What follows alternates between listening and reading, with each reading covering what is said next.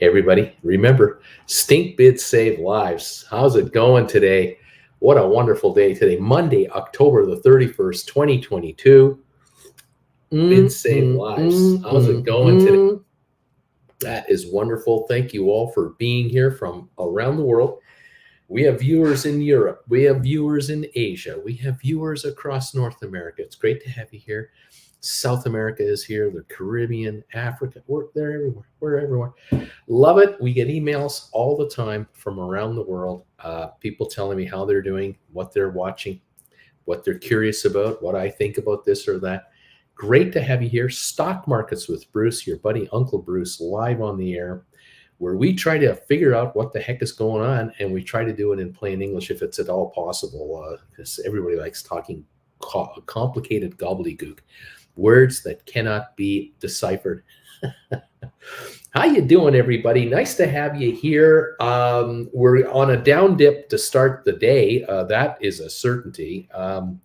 Just the question is, what kind of a down dip are we going to have really when we get going in the next hour? We got the Dow off 163. We have S&P down 20 and NASDAQ down 71. The oil market down 155. Everything is down. Every single thing is negative, negative, negative. Looks like GameStop's over $30 a share. Yay! Except GameStop. GameStop is up today. Everything else is down today. Isn't that the way it is? Isn't that just how goofy it is all the time? It's just wild. It's just wacky. You gotta love it. I love it when stocks go up and everybody else gets crushed. When stocks that we have go up and everybody else gets crushed. It's just mind-numbing to me. It blows my mind.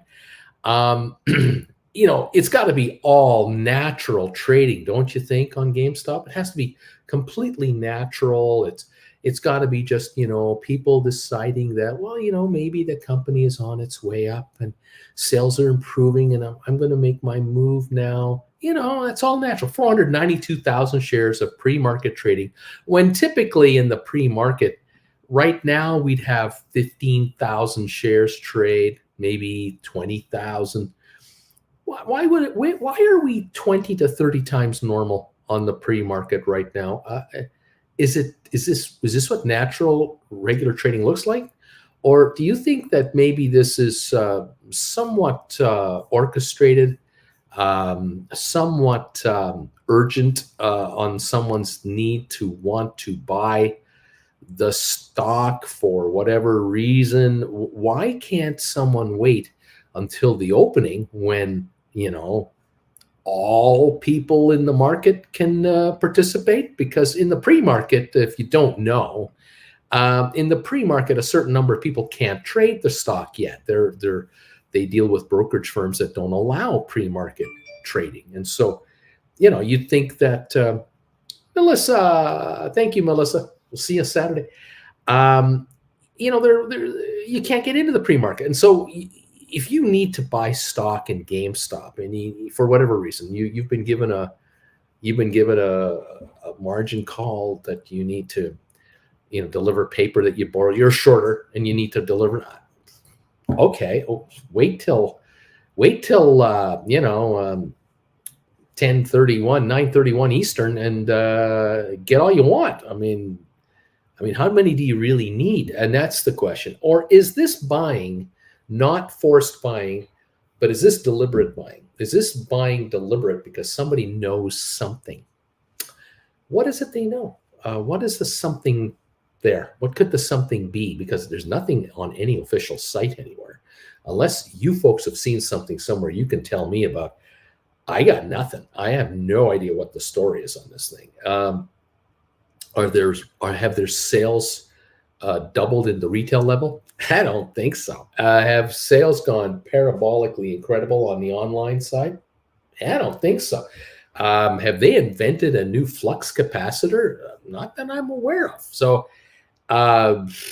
what is it? Is it Mr. Cohen? Mr. Cohen wanting to buy up some more stock? Maybe that's what it is. Like we've seen this before. He bought stock when it was in the the 80s.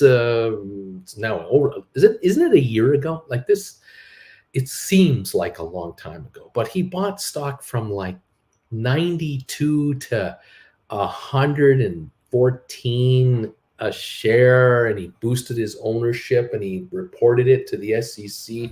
And then the follow through after that took the stock into the 130s, the 140s, it hit 200. And then it all came back. I remember every single person watching my channel here who had call options written were going, what do I do? What do I do? And I was gently recommending rollovers. And people were rolling from 90s to 110s to 120s to 130s to 140s to one. And we just rolled up. Then it reached that 200 level. And within a month, that stock was back to 150, if that. It might have been less than that already. And then a month later, it was back to the 130s. And everybody who was rolling was saying, oh, am I glad I did that? Am I glad I did this? Am I glad I'm listening to this guy, this homeless Canadian guy? Oh, they're all coming back, down it went. And yeah, the days went by and the crash continued. Easy money made. Look, the stock this morning hit 32 something or 31 something. I don't know why. I can say this much. At 5:30 in the morning, my time, and at 7:30 in the morning, New York time, you need to get your hands on 100,000 or 200,000 or 300,000 GameStop shares in like 5 minutes. You need 300,000 shares in 5 minutes at 7:30 in the morning on a Monday, New York time on GameStop. You are going to move that pre-market. You are going to move it. And there is no ifs, ands, or buts about it. But about an hour and a half later, when we open up for trading, you want to come in and buy 500,000 shares of GameStop in a hurry, an hour into the market. You're not going to move that stock more than 50 cents. You're not moving it to $2-3. You'd be lucky. You'd be lucky if you move it 50 cents, because after you get your stuff done, that stock comes back down to where it was. There are over 300 million out there now, 304 million shares in existence, 255 million that trade. So, this 500,000 pre-market sounds nice and sounds impressive, but let's think about something else. Why don't we divide that number by 4? We take 500,000 or so and divide it by 4, and you get 125,000. And what does that number mean? That's how many shares are actually trading hands in the pre-market pre-split. I bring it back to the old days when we first got together on this channel talking about this stock, the pre-split volumes. And in the old days, the old times, January and February 2021, when we were much younger and we had much darker colored hair and much more of it, it was incredible. When we were skinnier too, the stock would trade 5 million in the pre-market. 5 million pre-split would trade. That's like 20 million now. We're at 500,000 here.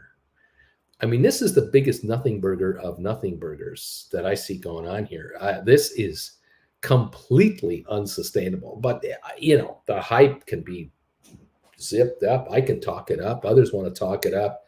But you got to give me something, man. Why is this stock going from 26 bucks a share a week and a half ago to 31 now?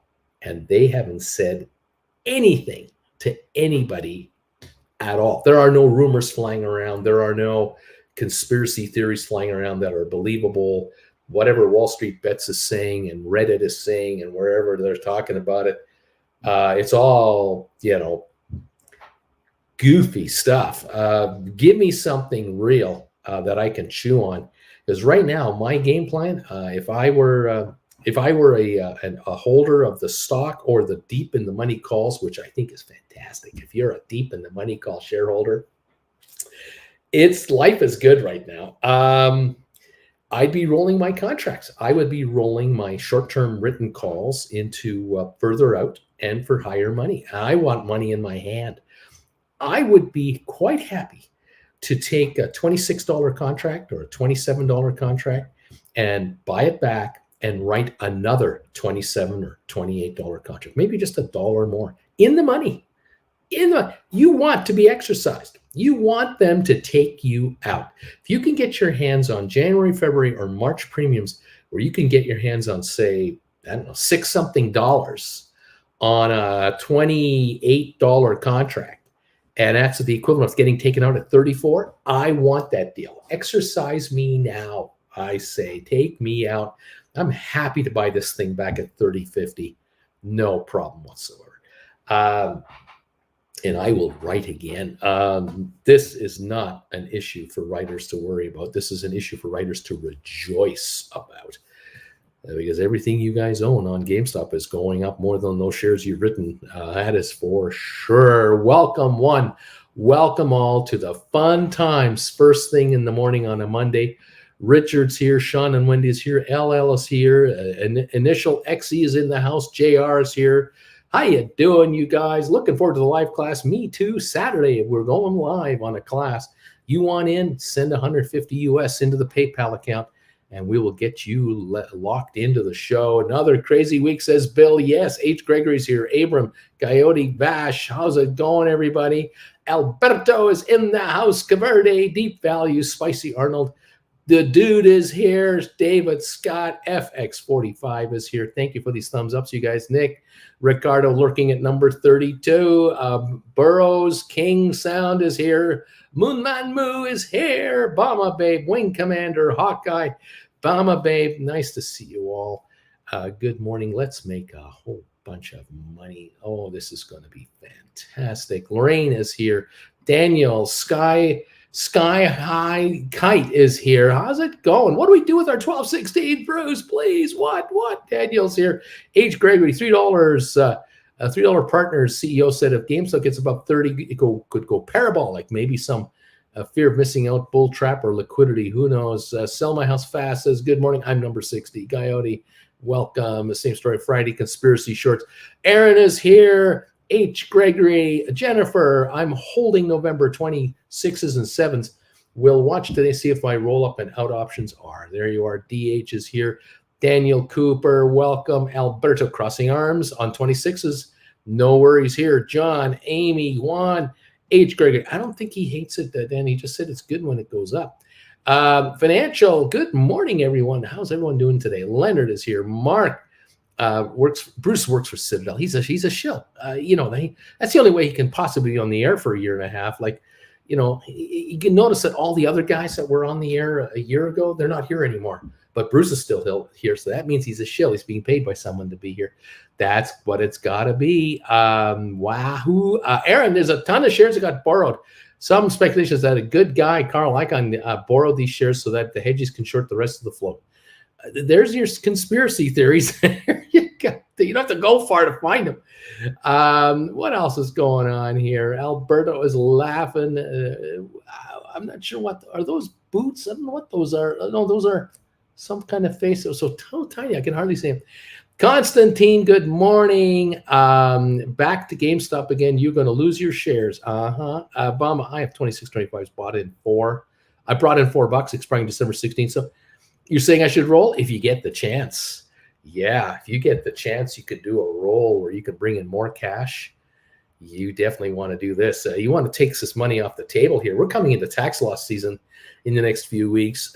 This thing at 30.65, can you move up to 27s or 28s and bring in as much or more cash by going into Jans or February's? Yes, indeed. It's time to cash in get some cash in. Raise your strike price on top of everything else and dare them to take you out up there. Yes, please. I dare you to take me out. Go ahead. Coyote 30 is 120. We did this some exact same thing last year. Exactly. Hello, everybody from John, Marcus, Daniel, Beach Boy, Heinkelbus. How about February 27.5, 28.5? I love the fact that you rolled into those already. I love it. This is your next springboard. Let's just keep an eye open first hour. If this thing wants to go to 31, 32, if it wants to go that stupid, then we'll go stupid with it. We'll just go with the stock and say, hey, you gamblers want to play this slot machine? Oh, okay, no problem. The bells are running. The lights are flashing. We'd be more than happy to accommodate you over here. and we'll just keep shifting and shifting and shifting. Oh, I'm having fun here. This is going to be a wonderful, wonderful day. Yeah. Dude, hey, Ravenstown, it's not about the shares. You don't get it. It's about making money, baby. Yeah, we want the money. GameStop shares aren't collectibles. Cash pays bills. Has anyone noticed that lately? In this world we're in right now, cash pays bills. Financial. I sent my donation in this morning for class, Uncle Bruce. Be on the lookout for it. I'm excited for the class. Fabulous. And I wrote 30, says Spicy. Bobby, good morning, Bruce. Just listen to the morning alert. Don't know if you've been told yet. SoFi reports tomorrow morning before the bell. Oh, good. I can't wait for this. This is great. We can trade all day tomorrow on the results. The stock's already inching higher. Beach Boy, from which strike do I consider rolling my Febs? Well, let's wait for the opening. You got to give me some time here. Let's see if it trades in this neighborhood for a while and what it's going to really do. 2 clicks. Morning, everybody. Number 78, thumbs up. Trish Shadish, I rolled into 29.50s. Beautiful. Who cares? It went from 47 to 24 in weeks. No problem there, but it goes just about 30, and it's crazy. I don't understand. Exactly. So if you're listening carefully, how much glee in GameStop popping up because it means it will also go back down. Write those calls. Exactly. Alex, you're in, buddy. You're in, Alex. We got you. Thank you for the donation. Bobby, something called an Ortex released a clickbait on the weekend saying GameStop sitting up for another squeeze. I didn't click it. I would have a tough time with that one. But I don't care what I don't care what the story is. I don't care what the theory is.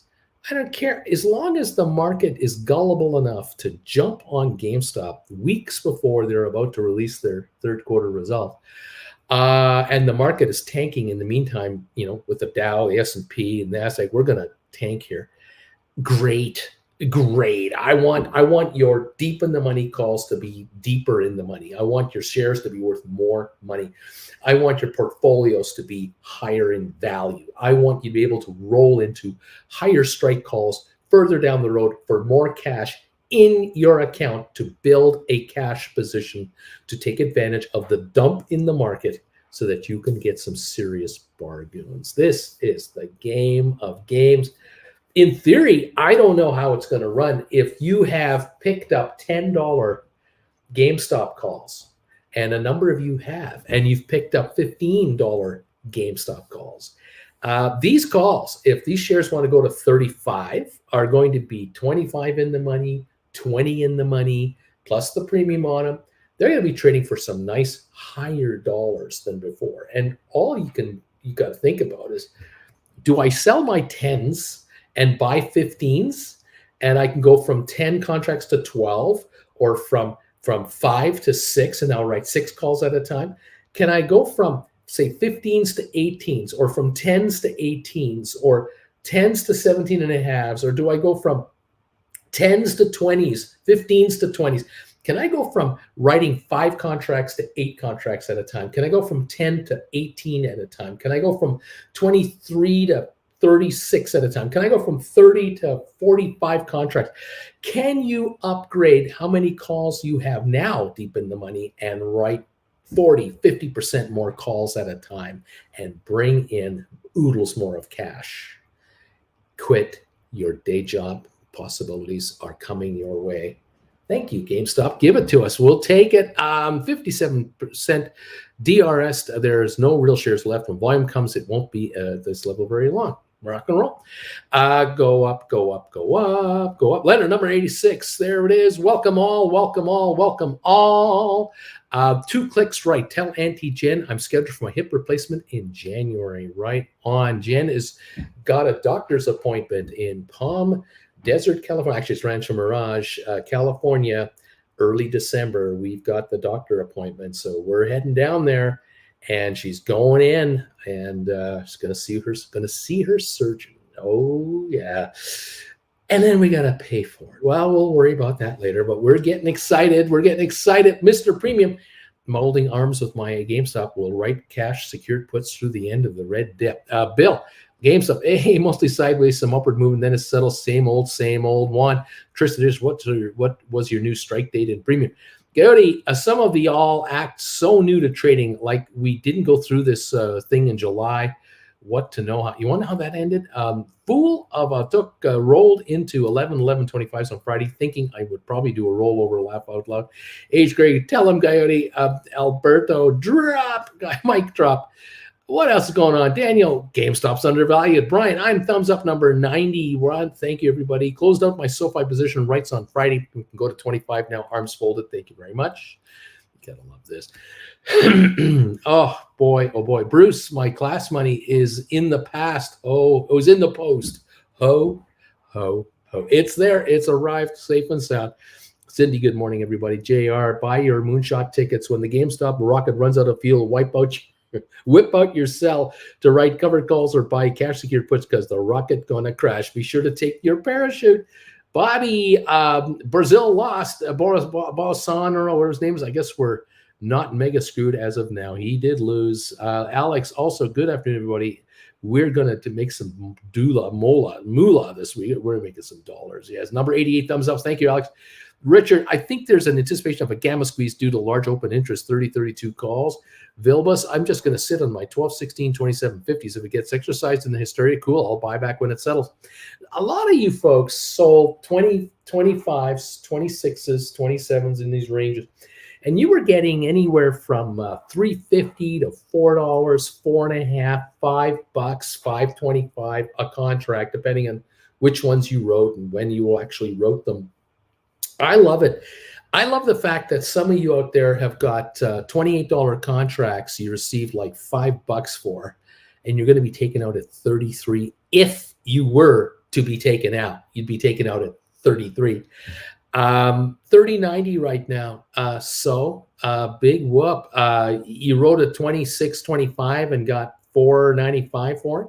That's almost $32. Take me out. I dare you to take me out. Go ahead. I'll buy this stuff back at 31 and I'll write 33s. Thank you very, very much. I'll take in $5 a contract for December's or January's or February's at 32, 33 contracts. That's all right. You can take me out at 37 now. That's fine. I love this game. Let's play this game for the next 6 months. Let's go all the way to $50 a share. We'll write 55s. We're happy. We'll roll and roll and roll. Not a problem. I dare you to do it. I dare you. You haven't got the money. You guys haven't got the money because you haven't got the volume. 623,000 shares traded, 300 plus million outstanding. Ain't going to happen. It's not there. The money isn't there. There's some momentum. There's some hope, wishes, dreams, and aspirations. But there ain't no cash, baby. And the real problem is the rest of the market is broke and getting broker. We are getting cash calls coming in all over the place on all kinds of shareholders, all kinds of derivatives in that secretive black hole of a derivative market. Cash calls against Google shares, against Amazon shares, against Facebook shares, on and on. There are billions of cash calls. Billions. It has to come out, and it's only one place you're going to get it. And it's not going to be easy to get. It's the stock market, the equity market. You're going to have to sell stock to raise cash to pay off stock bets. And these stock bets are massive and they're secretive. They're not registered anywhere. And so I can't point and say, oh, there's exactly a 5 million share short position or a long position that got nailed. Here's a hedge fund that leveraged 5 times over the upside of this, and these stocks, or all these FANG stocks, or all these software stocks, or all these high-tech stocks. They're all leveraged up to 5, 10, 20, 30, 40 times. They're all getting cash calls. It's huge. It's a nightmare. There are people in Wall Street not having a good time right now. In London, in Frankfurt, in Milan, in Tokyo. They're not having a good time. They're having a tough time. Then there's the treasury markets, the so-called bond markets. We already saw the meltdown in the UK, which has been underreported and completely underappreciated. We're seeing the meltdown in China, which is kind of being reported, but is not, because the people inside China are afraid to report it, because guess what? Their relatives will go to jail, and then they go to jail. So you don't want to say what's really happening over there, but there's some real crap happening over there. We all know it. And the guys in the biz are completely aware of just how bad this is.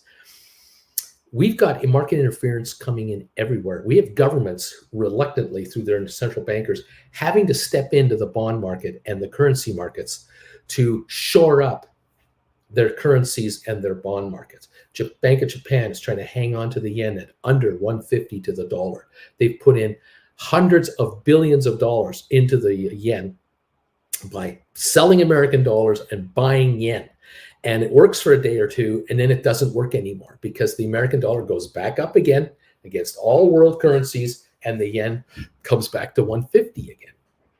Bank of England has stepped in. The Russian central bank is in there like you can't believe. The Turkish central bank is trying to hang on to only 90% inflation. Venezuela is a basket case. China is a basket case. South Korea is trying to hang on for corporate bonds. They're trying to keep corporate bonds under control to stop the layoffs, massive layoffs. Now the Federal Reserve is going to raise rates this Wednesday by 0.75%. It's going to get worse and worse and worse and worse. You folks, on an individual basis, have not yet felt the worst of it. You've only begun to see evidence that something's up. Something's going on. And what's the first thing you notice this summer? Gas prices went up. And you're going, why the hell's gas prices going up? We're 80, 90 bucks a barrel. Why are we paying $5-6 a gallon? We never paid $5-6 a gallon. Ever before in the history of this country, we have never paid these kinds of prices. Oil hasn't gone stupid. There's 70 gallons in a barrel. And a barrel goes up $1. That's like a dime, not even a dime a gallon. I mean, why is this stuff so expensive? Supply chain nightmares and everything else. The inflation game has kicked in, and there are cash flow problems all over the place. And so we saw it on gas, then we saw it on grocery prices, then we watched the housing market stop dead. You want to know what the sound of the housing market is right now in the United States, most of the US and Canada? Here's the sound. Go to a typical real estate office and sit down and have a cup of coffee with a real estate broker, just like that. Here's the sound you hear, okay?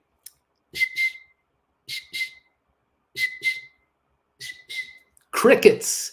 Crickets is what you're hearing. They call an open house, nobody shows up. They put a new listing in, nobody answers the phone, no one sends a text, because the buyers are going, I can't buy that house. I'm not even going to try to call my mortgage broker.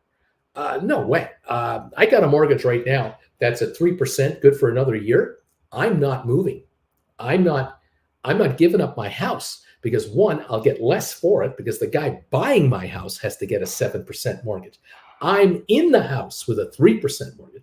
So theoretically, I could sell the house. Well, I'm not going to get what I could have got a year and a half ago. So I'm not doing it.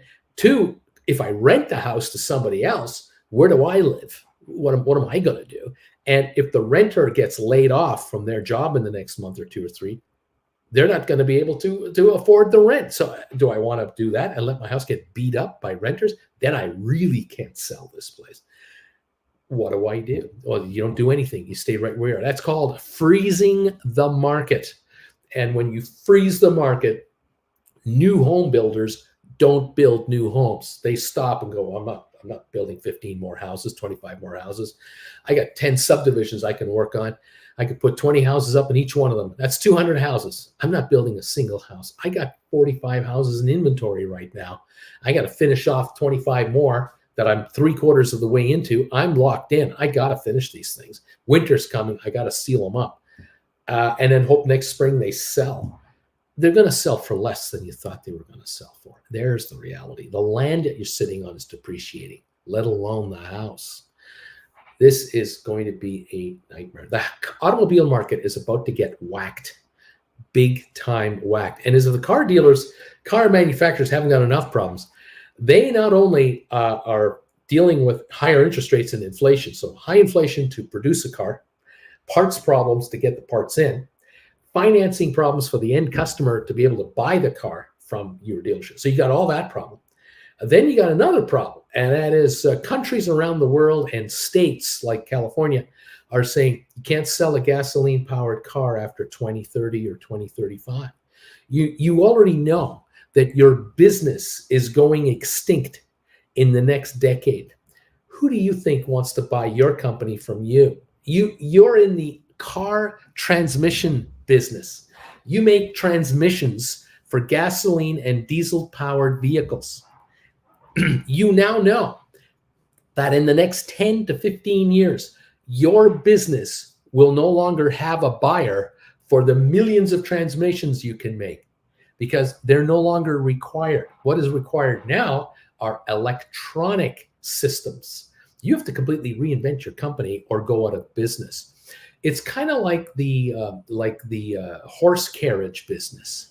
The horse carriage business in the 1800s was booming, and in the 1900s was booming because more people were being born every year, and lots of people were in horses moving around. The carriage business was great, but in the early 1900s, they started to notice something. In big cities, these stinky little spokey wheel jalopies were going by that were spewing this smoke coming out the back end, but there was no horse in the front. And as each month went by and each year went by, the horse-drawn guys were noticing more and more of these things were popping up like the measles. And they were everywhere, and they were getting more reliable. And some of them now had air-filled tires instead of these spoke wheels, and the ride was spongier, where you're still sitting on a good old wood bench type seat with horses drawing your carriage. They knew their days were numbered. By the 20s, all the films we've ever seen of the 20s and the boom times, there were cars everywhere. There were no horses left. They had gone 90-10 the other way. It's kind of like when HD TVs came in. HD TVs kicked out the tube sets pretty quickly. Within a decade, tube televisions weren't sold anymore at Best Buy and Circuit City and anywhere else. You could only buy flat screens, and the prices of flat screens were plummeting in price.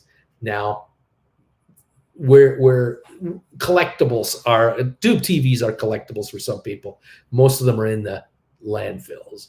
This is what's happening here. This is what's going on. The auto business is in turmoil.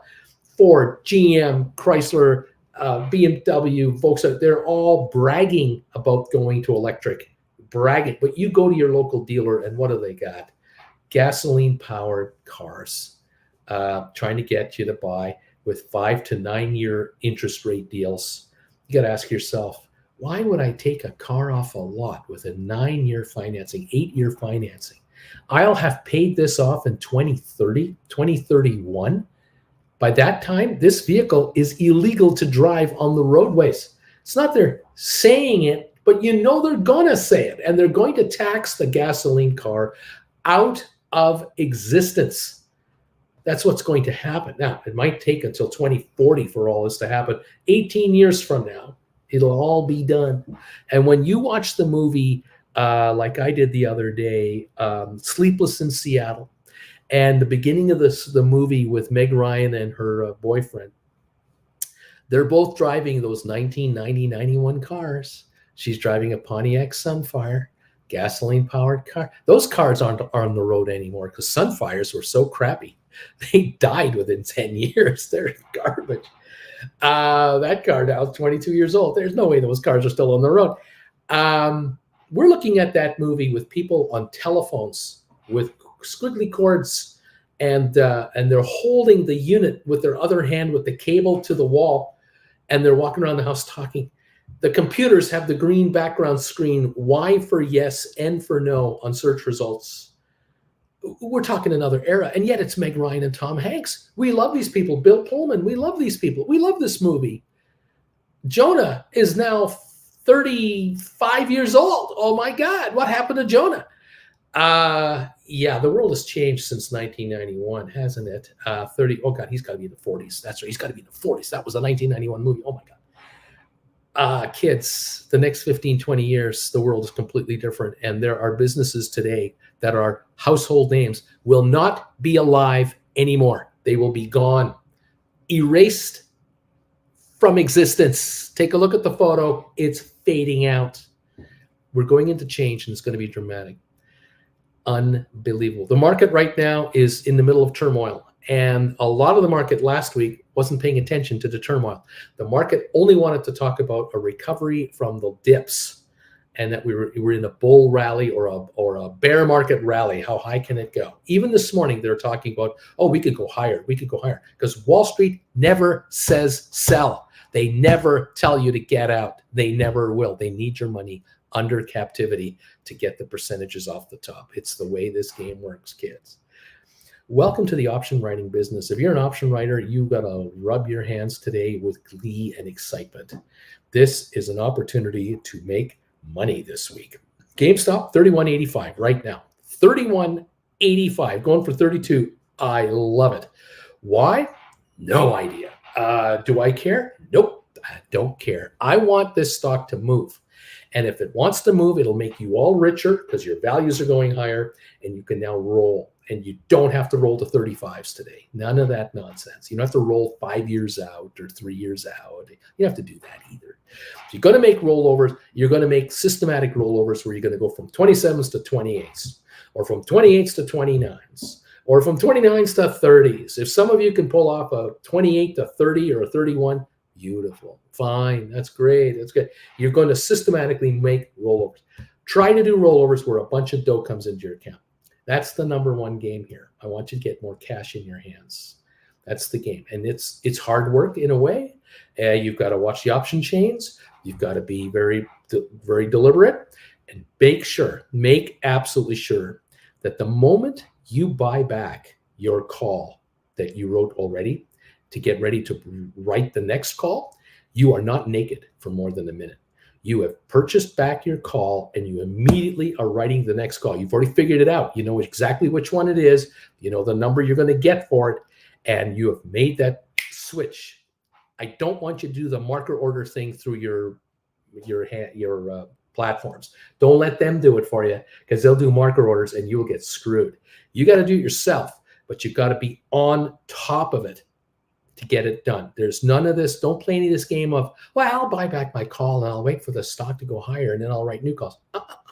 You're guessing now. You're gambling now. You will get crushed. You can't play that game. You've got to make your rollovers, get her done, and sit back and go, okay, done. We're okay now. I don't care what the stock does and what the option does in the next 20, 30 minutes. I'm not going to let it get to me. I'm not going to go, oh, I could have had 20 cents more for it. Forget that. You're going to get your rollovers done. And you're going to sit back and fold your arms and go, all right, I dare you to take me out. I double dare you. Triple dare you. Buy me out. Go ahead. Give me the money. Come on. Give me the money. We're down 183 on the Dow. We're down 23 on the S&P. We're down 90 on NASDAQ. We're down $1.33 on oil. And we're 31.92 on GameStop. Oh, is this fun or what? This is beautiful. I love this. I love this. All right. What else is going on here? Buy your moonshot tickets. GameStop rocket runs out of fuel. Yeehaw. Let's see. What else is going on here? Lots of comments. Thank you, everybody. I love the lamp. I have no idea what lamp is a lamp. What else is going on? So socialist healthcare in Canada is not so good, huh? See, you Canadians, we in America have got it made. You Canadians are losers. Yeah, okay. Yeah, you feel that way? Really? Good. That's great. Yeah, super. Mm-hmm. I know a lot of friends of mine over the years, relatives, have had medical procedures in hospitals.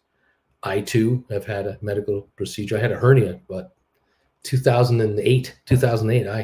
It bothered me for a long time. I finally had to get it looked after.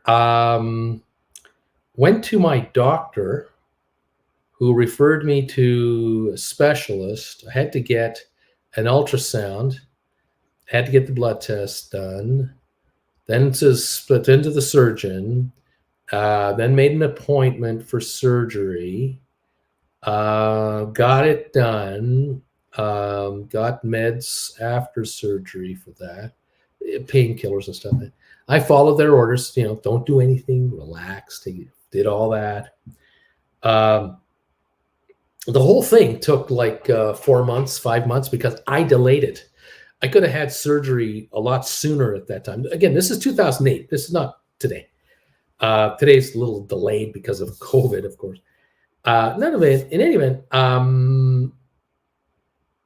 I got a letter in the mail from the health services, and I opened it up, and it wasn't a bill. It was just a statement that just one of those. Here's what we've done for you, and you're all, you have any questions, give us a call. I never get a bill. Never got a bill. It was zero. Now I have a friend of mine who has somebody he knows who needs a hernia operation. It's not serious, but he needs a hernia operation. 10 grand is the quote if you go to a private clinic. $10,000, or you can just wait for the system to catch up to him. So here in Canada, you can choose. You can go to a clinic if you want, or you can wait it out. Now, when you're 20 something and you need a hernia operation, and you're okay to wait 6 months to a year to get in line, you do it because you don't want to do it anyway. You don't want to get the thing done. If you're an athlete, though, and you need a hernia operation, you get it done immediately, and the club pays for it, or the insurance of the sports league pays for it. Whoever, someone pays for it. But for average people, you got a choice. Now, when you're my age, 67, you got to ask yourself, well, the operation I need is not life-threatening, so I won't be given an operation instantly. So if it's a hip operation, like Jennifer, the government will look at that and go, well, if you have cancer and we have to, remove a tumor, otherwise, it doubles in size every 3 months, we're going to get that patient in first. Hip operations go into second place. Knee replacements, second place. Makes sense. But if you run through a pandemic like we did, and the system is backed up like it is, you're going to have to wait it out. Otherwise, you got to go to the clinic. And we're just fortunate enough to be able to just say we're going to the clinic because we're 67. We're not 37. If we're 37 and it took 2 years, Jen would wait. But we're not. And so we'll just do it this way. We go with it. It's all right. Is it the government's fault? No. Is it a right-wing conspiracy against us? No. Is it because America is better than Canada? No. Do Americans get free hip replacement surgery? Every single American? I don't think so. I think there's a lot of Americans who limp badly forever because they can never afford the operation. Correct me if I'm wrong. I mean, if in every state in the United States, Americans can go into a hospital and get a hip replacement, no charge, right away, then I stand corrected. But I don't think that's it. Now, once you're 60, you've got the Medicaid, Medicare thing and all that. But I think there might even be restrictions there or delays or what. I don't know. I'm not an American. I'm just a Canadian guy doing the best I can. But Daniel, if you feel better with this comment, I'm happy for you. I'm really happy because that's why I'm here. I'm here to make your day. I'm here to make your day. And if you're better now, I'm better now. Number 105, thumbs up, Bruce. You think we're still going to get the 40% drop soon? Did I say 40% drops? But I think we're going to see a back off. Yeah, I really do. The market is coming home to roost, and the cost of being in business this week goes up 0.75% this week, and then I think it goes higher. I'm sorry to say, yeah. The 8-second attention span repair job and the Hollywood ending movie that we get in 90 minutes. That's not this. That's not this. This economy doesn't work like that. No, I don't think so. Let's see. Oh, if I get taken out past 32, I'll take it. I'll get it. Yeah, take me out. Lamp. What lamp exactly? Start the 8-second attention span clock on GameStop. Here we go, baby. Yes. Well, let's see. Financial, I'm still holding my January 23.75 on GameStop. We shall see what the February 24's $25 are trading at after the open. Exactly. Bill, GameStop, don't tease me like this. So we're at 31.39 again. Danielle, Canada will soon be like China. No freedom of speech. Take everyone's guns. What's that? Daniel, man, you're great. You're exactly the kind of person I envision out there is delusional. You're beautiful. You're nuts, but you know you're you. Thank you for coming to my financial channel and talking about China and guns. Thank you, Brian. Bruce, sounds like we have a lot of good news. Probably buy more GameStop and sell covered calls. Refinery maintenance issues. Good morning, troops, says Tony. Let's see what else is going on. What's going on? Welcome. If I hear a cricket like that, I'm running. Oh man, what else is going on here? Lots of folks talking different things about different stuff, and it's all good. I'm trying to catch up with your comments. We got 14 minutes to go till we open. Lame Duck is number 120. Yes. Oh, you remember about that movie, We've Got Mail? Yeah, that one was done only a few years later, wasn't it? That was like 93, 95, maybe 90. I can't remember the exact year, but yeah, I do remember that. Uncle Bruce, Constantine, my GameStop covered calls, 26.5 Decembers are at 231. It's more like 5,000 the red. Should I roll into January? Same strike for more premium. We're going to see how this opens, but it's possible you might be moving into 27s, 27 and a halves for January, something like that. So you might move up a buck and bring in more money at the same time. We're going to see these option chains and just see what's going on. Should be fun. What else is going on? We got a moron here, so we'll get rid of what? We got another moron. We'll get rid of that one. The trolls are out. That's it, Mirko. Those who don't make money with us, they're trolling. Triple dog dare you. Let's see. Richard reported. Let's see what else is going on. The Vert Girl showed up. Yay! No money, no medical. There you go. Let's see. Here we go. The Chris says, good morning, my fellow simpletons. Seems GameStop is having a little fun today. Going to roll my $26 January's 2023s into March, and of course, instead of 26, they'll be 25s. Come on, Papa, UQ Premium. However you like to do it. Fabulous. Okay, what else is going on here?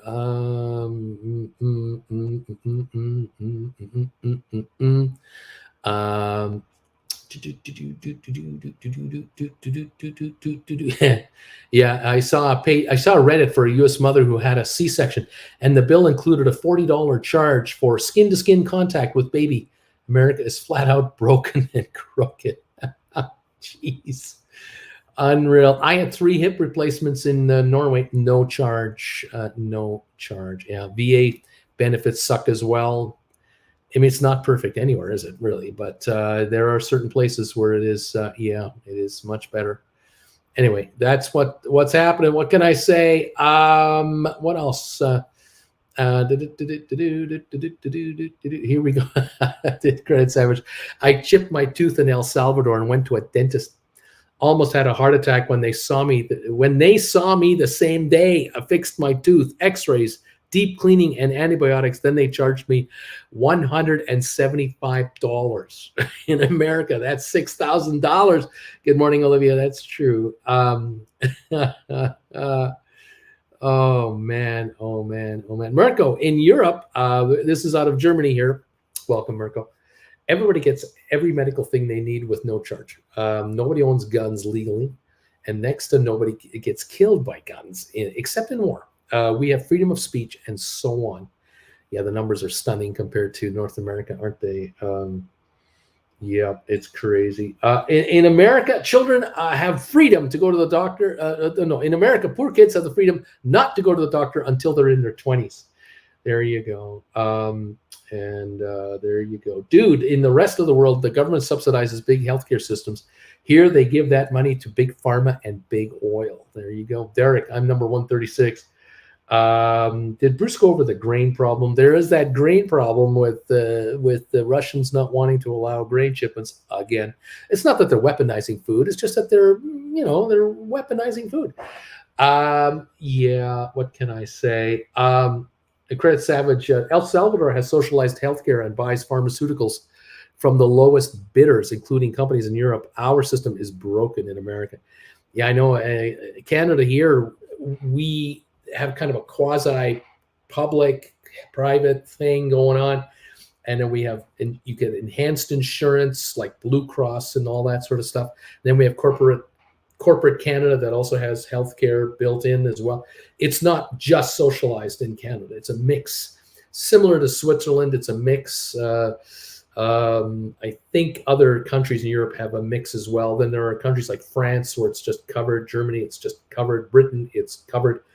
And they will never shift from that, ever.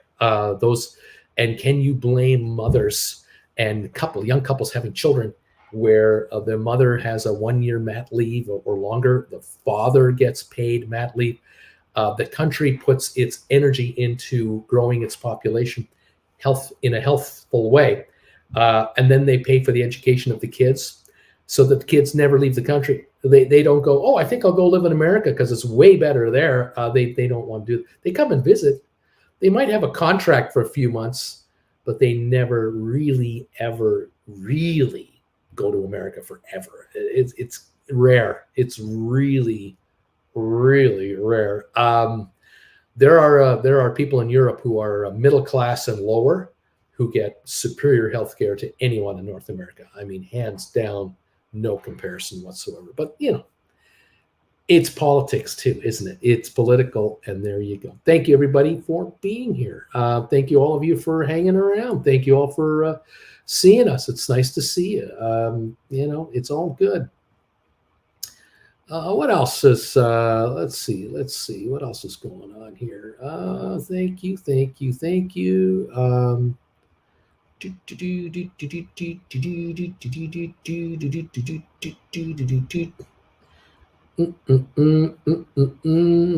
Anyway, thank you all. All right, let's go over to member-only chat so that we can talk about, I don't know, stock options, the markets, what's really relevant right now. GameStop at 3160. Oh, I love this. This is beautiful. Let's see if we can talk about trying to make some money. Thank you all for being here. Thank you for these thumbs up so far, everybody. We appreciate that. And thank you for popping in with us, seeing with us, visiting with us. Those of you who are registering for a class this Saturday, we're going live this Saturday at noon Eastern time. That's 10 o'clock my time. Noon Eastern, we will be live for our class, our lesson number 14, how to maximize profits from writing options. We're going to be covering a lot of stuff. We'll probably be talking about this week's activity quite a bit in that class. That's kind of how we do it. Thank you for the 145 thumbs ups, guys. Here we go. We're only 37 minutes away from opening, and we're pushing for 200 thumbs ups already. Thank you all. If you want to be in the class, make a donation to my PayPal account. It's down below. The link is down below. I just send 150 US in, and you can be part of the live class. What'll happen is about 15, 20 minutes before we start, I'll be sending out links to all of you who have registered in with your payment. And we will send you a link to the live class. It'll look just like this. The class will be me here, you guys over here. Jennifer, Auntie Jen, will be the moderator of the class, which she always is. We'll get the old whiteboard all fired up, and we'll get into the class. It'll last 2.5 hours, maybe, whatever. You can stay as long as you want or leave the class anytime you wish. But the deal is that for $150, you're part of the class. You can ask any questions you like. Jen will moderate all the questions. She interrupts me from time to time. She say, they're asking this. They want to know about that. You said this. They want to know that. We go over that. We figure it out in plain English, and we move on to the next topic. After the class is done, we say our goodbyes, and we send the class in for editing.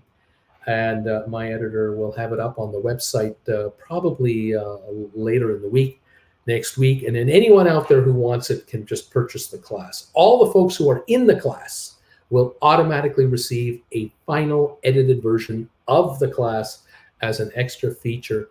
So your $150 buys you admission into the class and a finished version of the class for your enjoyment. You can rewatch it as many times as you want. If there's anything you didn't quite get or you're curious about.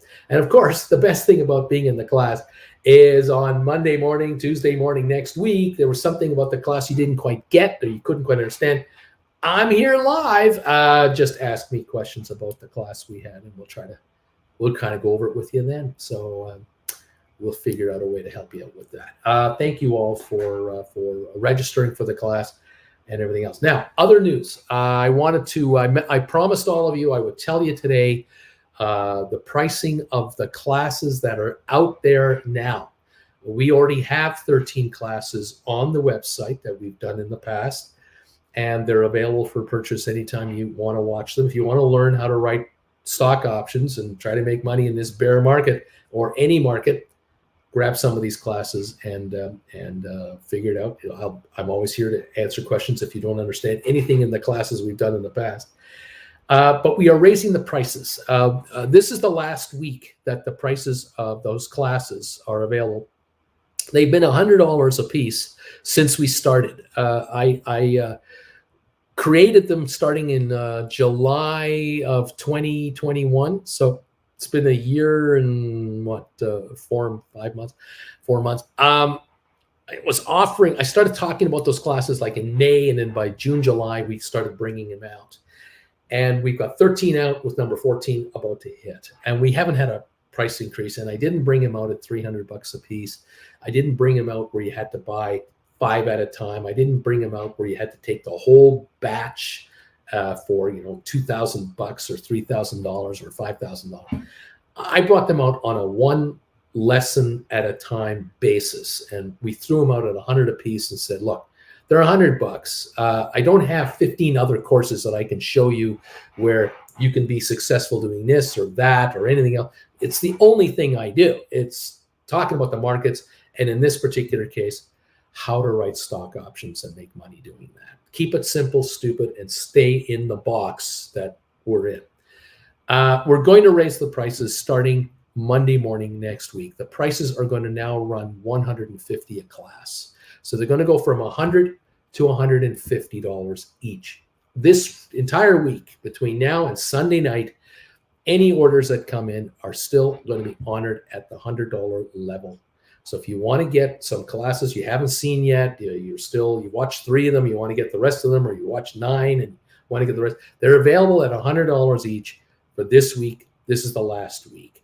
Next week, they're $150 each, including class number 14. So the class this weekend for live members is $150.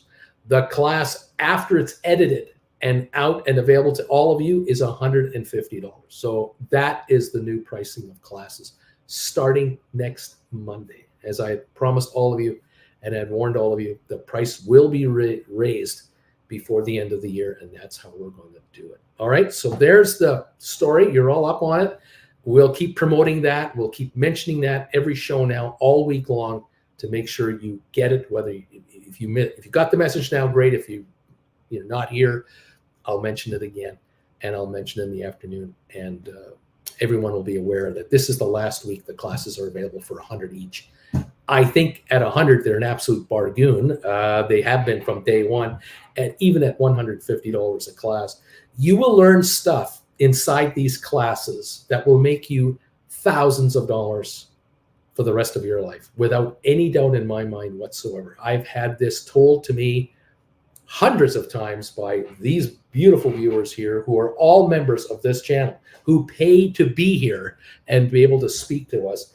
These folks are all class veterans. They're all graduates of the classes, and they're making money writing options. And so if the $150 figure scares you away from thinking about becoming an option writer, you're not going to become a serious option writer. You cannot possibly think that you're going to come into writing options to make $50 a week more for the rest of your life. That is not how this works.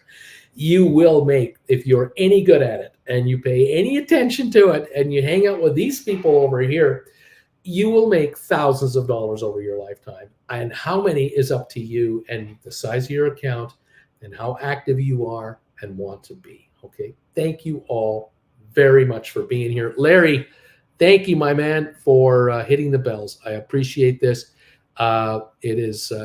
It's all good. Bama Babe was saying, I wish I could be in your live class, but Papi Jay's father passed this week.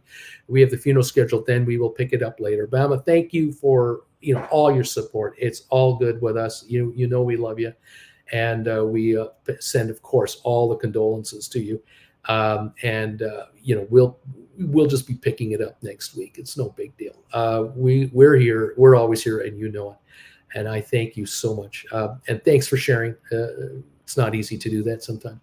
Thank you all. Folks, thank you for being here. Larry, nailing the bells. We're up, we're running, we're open. Let's get this party started. And let's see what the heck is going on. Let's get my phone going here and take a look at this market. We had gained 800 points on Friday, 800 plus. We're down 177 at the moment on the Dow. Nothing terrible, but it is down 177. We're down 22 on the S&P. We're down 86 on NASDAQ. Oil is down $1.43 a barrel. I wish I could say 143. Down $1.48 a barrel to 86.42. That's where we're at right now on this market. Okay, everybody, thank you all for being here. If any of you have any questions about the class coming up, you can either ask here or you can ask on my private email. If you want to get into the class, make a donation to my email and my PayPal account, the link of which is down below. You can send me a private message, and I prefer you did send me a private message with regards to any questions you have about the classes, or if you're sending me a $150 donation to come to the class, I would prefer you also send me, here's the email, send me a message right here. Say, Bruce, I've sent you $150 for Saturday's class. I look forward to seeing you. Then I have your private email there. I will then use that as the link to send to you to invite you into the class. I need to have a link from everyone. Daniel, you're in. Got it.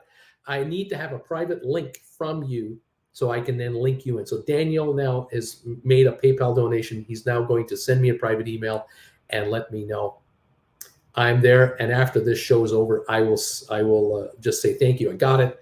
And we'll have written him down and add him to the list of classmates.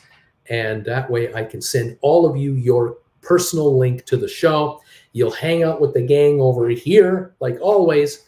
And Jen will be the moderator, and she'll be on top of all of those comments to get any questions you have on top. If you don't want to participate and say anything in the class, you don't have to.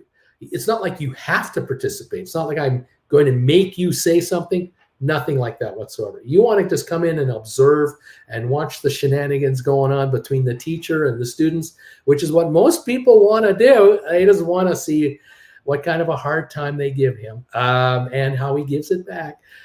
Then you're more than welcome to join us. But this way, you're part of the show. You're on top of what we talked about with Lesson 14 live. And if there is something that comes up that triggers something in your mind, going, oh, he just said something, I want to ask him about that. This is your chance now to send me a live question and say, Andy, Jen, I just thought of something. I've been wondering about this. Options, what about this? What about that? That is the perfect way to do it. And if the question is relative to the, relevant to the class and the subject at hand, it'll make the final edit. On the other hand, if the question is a little off the topic and I'm happy to address it anyway, it may or may not make the edited version that others are going to pay for later. It doesn't matter. You got it. You were there. You got your answer, and you participated with us live. So it's all good. All right. Thank you, all of you, for your dedication to this channel, picking up these classes, being here for these classes, doing these one-on-ones with me. And being members of this channel by doing this right over here to be able to make these comments.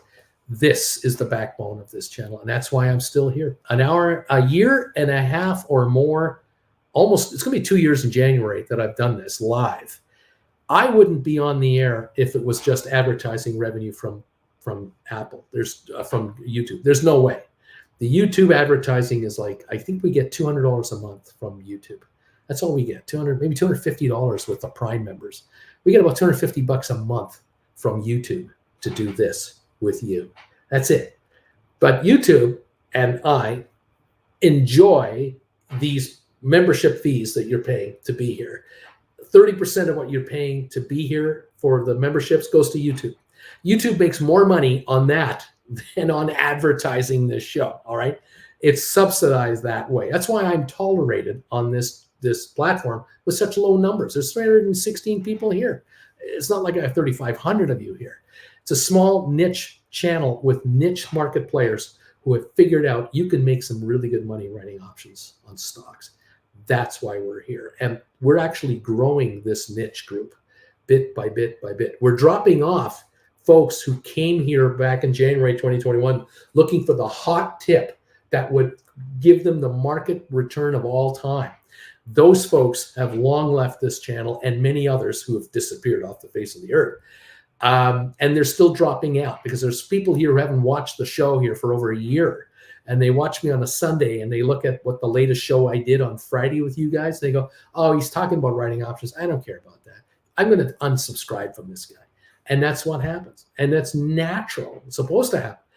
But then I have new subscribers coming in who are very interested in making money in a bear market, who are hearing from friends of theirs, you got to watch this guy, Uncle Bruce. He talks about writing options here. There's ways to make money quite conservatively with not, and you don't need 500,000 to start. This is the other thing about this. And you don't have to buy a $10,000 course, and you don't have to do this. You don't have to, you just watch this guy, hang out with his gang over here. And if you want to take some of his classes, enjoy, you want to have a one-on-one with him, he offers it, but you can dip your toe into this thing. And so this is what's been happening now, month after month after month after month. And many and many and many of you who are here now found me in the last 6-8 months and have started to write options in the last few months. And you're beginning to see results in your accounts. Some of you get instantaneous benefits right away because you stop making stupid trades. And that's the secret to success in the long run, not to make mistakes. And that's what we try and keep you doing, not making mistakes. That is hard sometimes because the urge to trade is sometimes overpowering. Anyway, GameStop halt, 32.88 up 471. Giddy up, giddy up. Constantine, my GameStop 231 is now 732, brings it up to more than 10 grand in the red. My long call is 7,000 in the green, getting richer all the time. Not to worry, Constantine, not to worry. Just keep your arms folded and do nothing. Do nothing, relax, do nothing. We're halted on the stock. We're going to keep an eye on this. Let's see what happens. Volume now on GameStop is 3.3 million to start the day. If I've got my bearings correct, if my phone is right, that is what we're showing. Stand by, everybody. Let's stick it out, see what's going on. Hang on. It's been a while, hasn't it? Hasn't it been a nice long time since GameStop has done anything like this? It sure beats sitting here talking about nothing. Let's get something going. I don't know why it's up. You know? Does anybody know?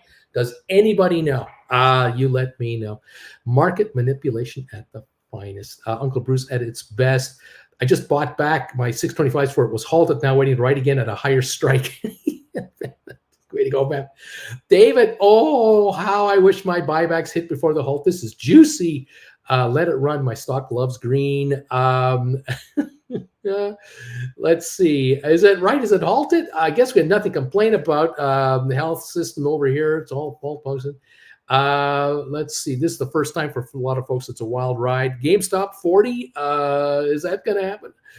Well, let's see what's going on. 32.88 last I saw. You guys keep me posted on what you see here or witnessing. 32.88 up 471 is the last I have. I don't know of any news. I keep looking for any release, anything, anywhere about the stock, about the company, about anything official. I got nothing. I got absolutely nothing. If any of you see anything anywhere, let us know. We'll share the news. I got zip. I got absolutely zip here. and they'll halt it for probably 5 minutes to allow orders to settle in, and then they'll open it again. This will become a story on CNBC sometime later, and you pretty well know, you have to know out there what the attitude is going to be over there, right? You got to know what the attitude is going to be over there. They're not fans, okay? They're not your friends. So don't get all excited that it's going to be that they're going to help hype the market any higher, okay? Let's see how this plays out. 32.88 trading is halted, and that's all we've got. I don't know of anything anywhere released. Nothing. I got nothing there. GameStop, CNBC's got nothing at this point. So we'll see what's going on. All right. Okay. Back trading, says DQ. We're back trading. 33.22 up 505. Okay. We're trading again. We're trading again. Here we go. Here we go. We're trading again. 33.91, 33.63 seems to be the indications at the moment. We're following this market, as we will do. The Dow's down 116, Amazon down 22, Netflix down 51 cents, Tesla down 88, Apple down 264, GameStop up 560. That makes sense. Okay, 34.32 up 615. Go GameStop, go 34.31. Just go. Exercise all of my viewers. Exercise them all. Put them all in a huge cash position, massive cash position. And then they can choose themselves what price to pay for the stock if they do, and how and when and what. Fun times. Let's see what's going on here. Watch your calls and bids and ask. Remember, your deep in the money calls may or may not have traded so far this morning. Some of you folks might think that your in the money calls aren't reacting to the market. You got to watch the bid and asks on your option chains and make sure they've refreshed. Make sure you update them and make sure they're current. Some of you are 10 minutes behind on your quotes, and you don't think your options are moving enough because the stock has moved in the last 10 minutes and your option quotes haven't, and you're wondering, am I ahead or am I behind? Watch for the refresh. You may, in some cases, again, I don't know the situation you exactly are in individually because I don't know all the platforms you have, and I don't follow all their rules and regs and all that stuff. But for some of you, you may be able to get more accurate or live quotes through the Chicago mercantile market through online quotes that they might offer just as a way to back it up. So if you got a tab or two or three going, you have a tab on CNBC, check the options market there. A tab on Yahoo, check the options market there. A tab on Market Watch, a tab on Chicago. You got your platform. This is how we do it. We're in a running market, and so it's kind of hard to be exact. Now, those of you who have level 2, level 3, and so on, you're in the know, and away you go. Okay, Brian, I'm going to get a sign. Roll if you can, says Coyote. On first trade, GameStop at 36. We've got a high of the day today of, let me see, 34.98 has been the high. I'm showing 33.56 up 534 roughly right now. Too expensive to roll, says Brian. There was talk that perhaps Carl Icahn was going to buy in. Yeah, why would Carl Icahn want anything to do with GameStop? Anything. He is not going to be the guy paying the highest price for the stock in the last 6 weeks. That's not how this guy rolls. That's not how this works. Something there ain't happening. Unable to roll over my 25 contracts. They're going for 10, only have 900 my account. Guess I'm folding my arms. Stink bits. Just sit back. We're 32.91. Fool of a took. The stock now can move $3 each direction in 5 minutes. So chill. Not to worry. All right. My GameStop cash kid puts are going bonkers. Oh man. Let's see. I would recommend margin solely for rollovers. No margin, not on my thing. Not my thing. There you go. Got it. We're down 87 on the Dow. We're up 3 on Amazon. Up 12 cents on Netflix. Down the $1.26 on Tesla. Down 248 on Apple. GameStop 32.41, 32.71, somewhere in there. SoFi 558 up 13 cents. HPQ down 37, Rocket Lab down 21, Moderna up 43, ME up a penny, Matterport down 5, ATIP up a penny, SmartRent up a penny and a half, Spire down 3.9, Cyxtera is sitting at down 7, AMC Ape combined up 65 cents. Bed Bath Beyond up 38, Pfizer down 35, Boeing down 250, Cisco down 31, Home Depot 310 lower. We've got Vanek down 330, IBM down $1.30, Microsoft down 149, Goldman up 338, Google down 168, Facebook, the old Meta, down 232. The big caps are under pressure, negative, and the small growth stocks are higher. That won't last very long, but it is what it is. What can I say? What else is going on here? Let's go. Shrug method initiated. There you go. There you go. There you go. There you go. Looks like my January 2020 26 and a halves are one of the most expensive. Interesting stuff. Even in February, it doesn't look cheaper. I still have my stock. Yay. Credit not worth to roll over from January to March, not even $1 in premium. Folks, this is where we pray to get a sign. Just sit back and relax. Halt on the downside.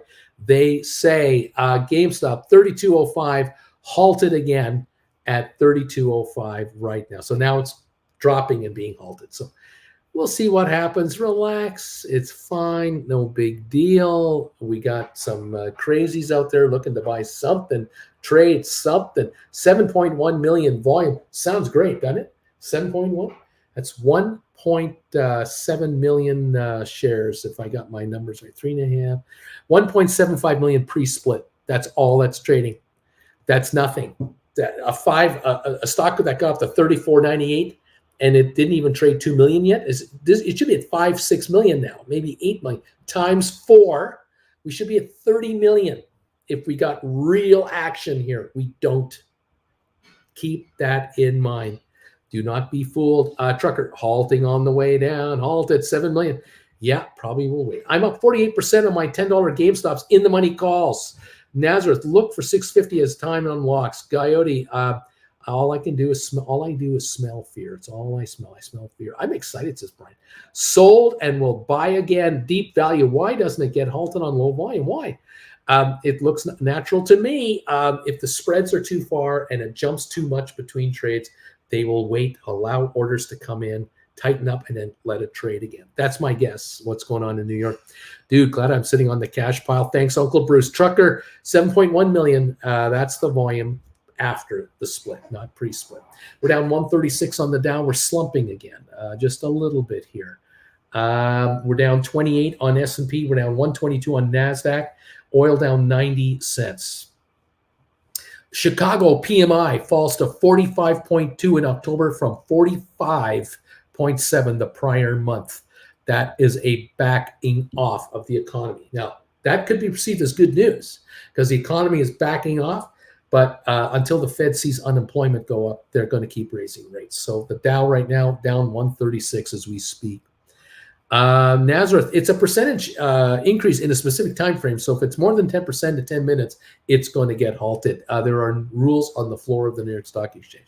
Okay, I rolled 3/6 of my contracts, bought back the other 3 now to write 3 more after the halt lifts. Constantine, I'm surprised I'm not exercised on my total. You might not get exercised at all. None of you may get exercised. Just because they're in the money doesn't mean you automatically get exercised.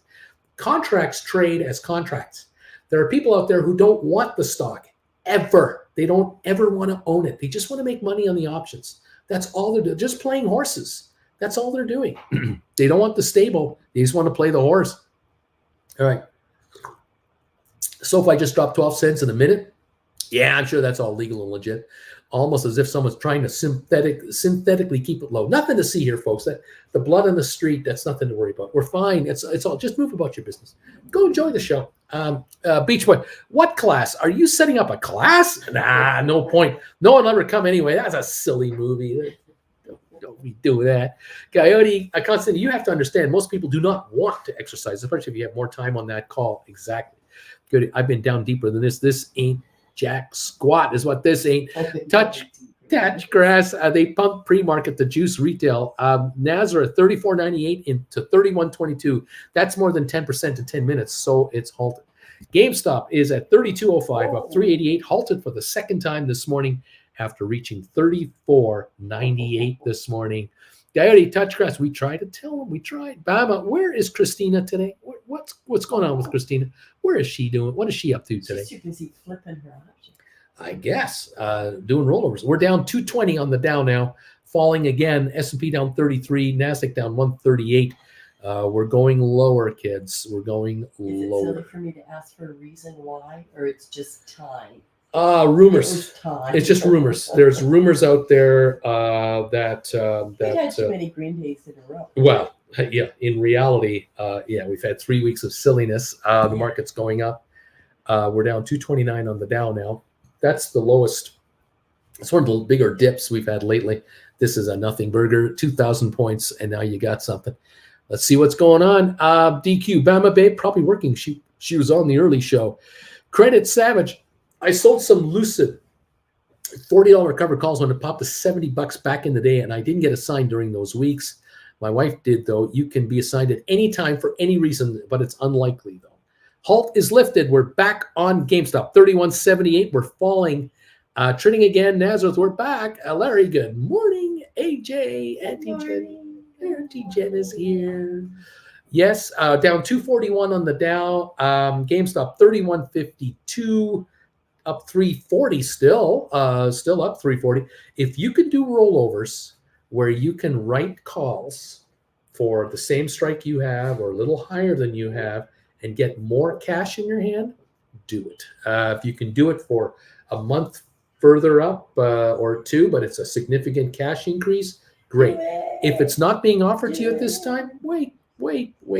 You've probably noticed, some of you, that if you wrote like 27s, they're in the money now, 469.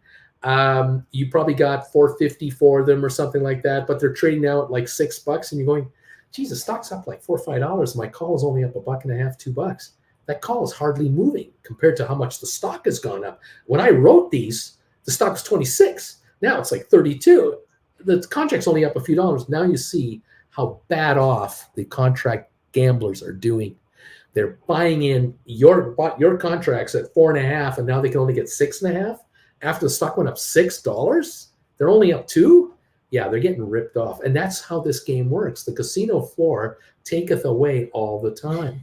Always taketh away. Taketh away. Well, they're big and shiny. Someone has to pay. Those slot machines have to be cleaned all the time with Windex and all those workers to keep it shiny and pretty, keep all the light bulbs working. That's right. And then there's the air conditioning in the room. You're gonna have to go back wearing gloves. Ladies used to wear the white gloves that were filthy because of the coins. The coins. I mean, I remember in the 80s. First time we went down. Oh, I remember in the 80s, the dollar slots. You had those $1 coins that were like 2 inches in diameter, and you'd carry them in a bucket. The bucket's like 8 pounds, and women had the white gloves on, and they would put the coin in and then hit the button and put the coin in. Nickels and the quarters just got your hands. Oh, those nickels and dimes and mainly nickels and quarters. Oh my God. And the ladies. Filthy black. Your hands would be black, silvery, and you go to the bathroom and you wash your hands, and you couldn't clean it all. They still had attendants in their bathrooms. They had attendants in the bathroom. That's true. Well, even in the mid-level casinos. Yeah. Now only in the Bellagio, and even then, now you have to go to Europe to see an attendant. You want to see an attendant, go to Europe, but they expect a donation, or you pay to get in. But it's spotless. Yes. That's true. John is saying good morning to you. Michael, arms folded on my 27.5s. Nazareth just sold a December 16, 32.5 strike for 486. Yeah, I'll take that. Oh, kidding. No kidding. Let them buy you out at 37. Okay, sold another 3 contracts. Says, dude, I kept the same date and strike and captured the premium. Sold 3 covered call 25 for December 16th for 9 and 3. Covered calls 12, 16, 26, 25 for 945. Nice going. Bringing in cash, Brian. So if we were to roll my December 16, 26, 25, we should aim for January or like 2750s or 28, 75. Yeah, take a look at 2750s, 2875s, 28s, 28.5s, 29s. See what the premiums are on these. Go shopping and see if you can score a gain on your dollars See if in. it's worth your while. Right now we're down on the stock to 30.68, so we've given up ground here. This is going to change dramatically. So if the trade isn't there, sit back and fold your arms. If you can't make a rollover work for you right now, wait for later. Let the stock Don't run up chase the again. market. Let it go up again. It's 31 now. Let's see if it pops to 33 all over again, and you'll do it later. It's not a problem. You're going to be fine. Matthew, another account update. I got the option upgrade with TD Ameritrade. It should be in effect tomorrow. Nice going, Matthew. Sean and Wendy, good AM. Good morning to Auntie Jen. Good morning, Sean and Wendy. There you go. There you go. So welcome all to the show. Just another boring Monday. I'm trying to make a few bucks around I thought here. maybe you'd be wearing a costume today in Oh. honor of Halloween. When I think costumes, I think clowns. Oh, dear. And before we went members only, Oh, I we should've- had some clowns here. I So should have got you a red nose. should got me red nose. You could have had a red nose. See? Yeah. Fun fact, says JJ, casinos did away with the coins partially because thieves could trick the slot machines into dispensing coins almost Oh. indefinitely.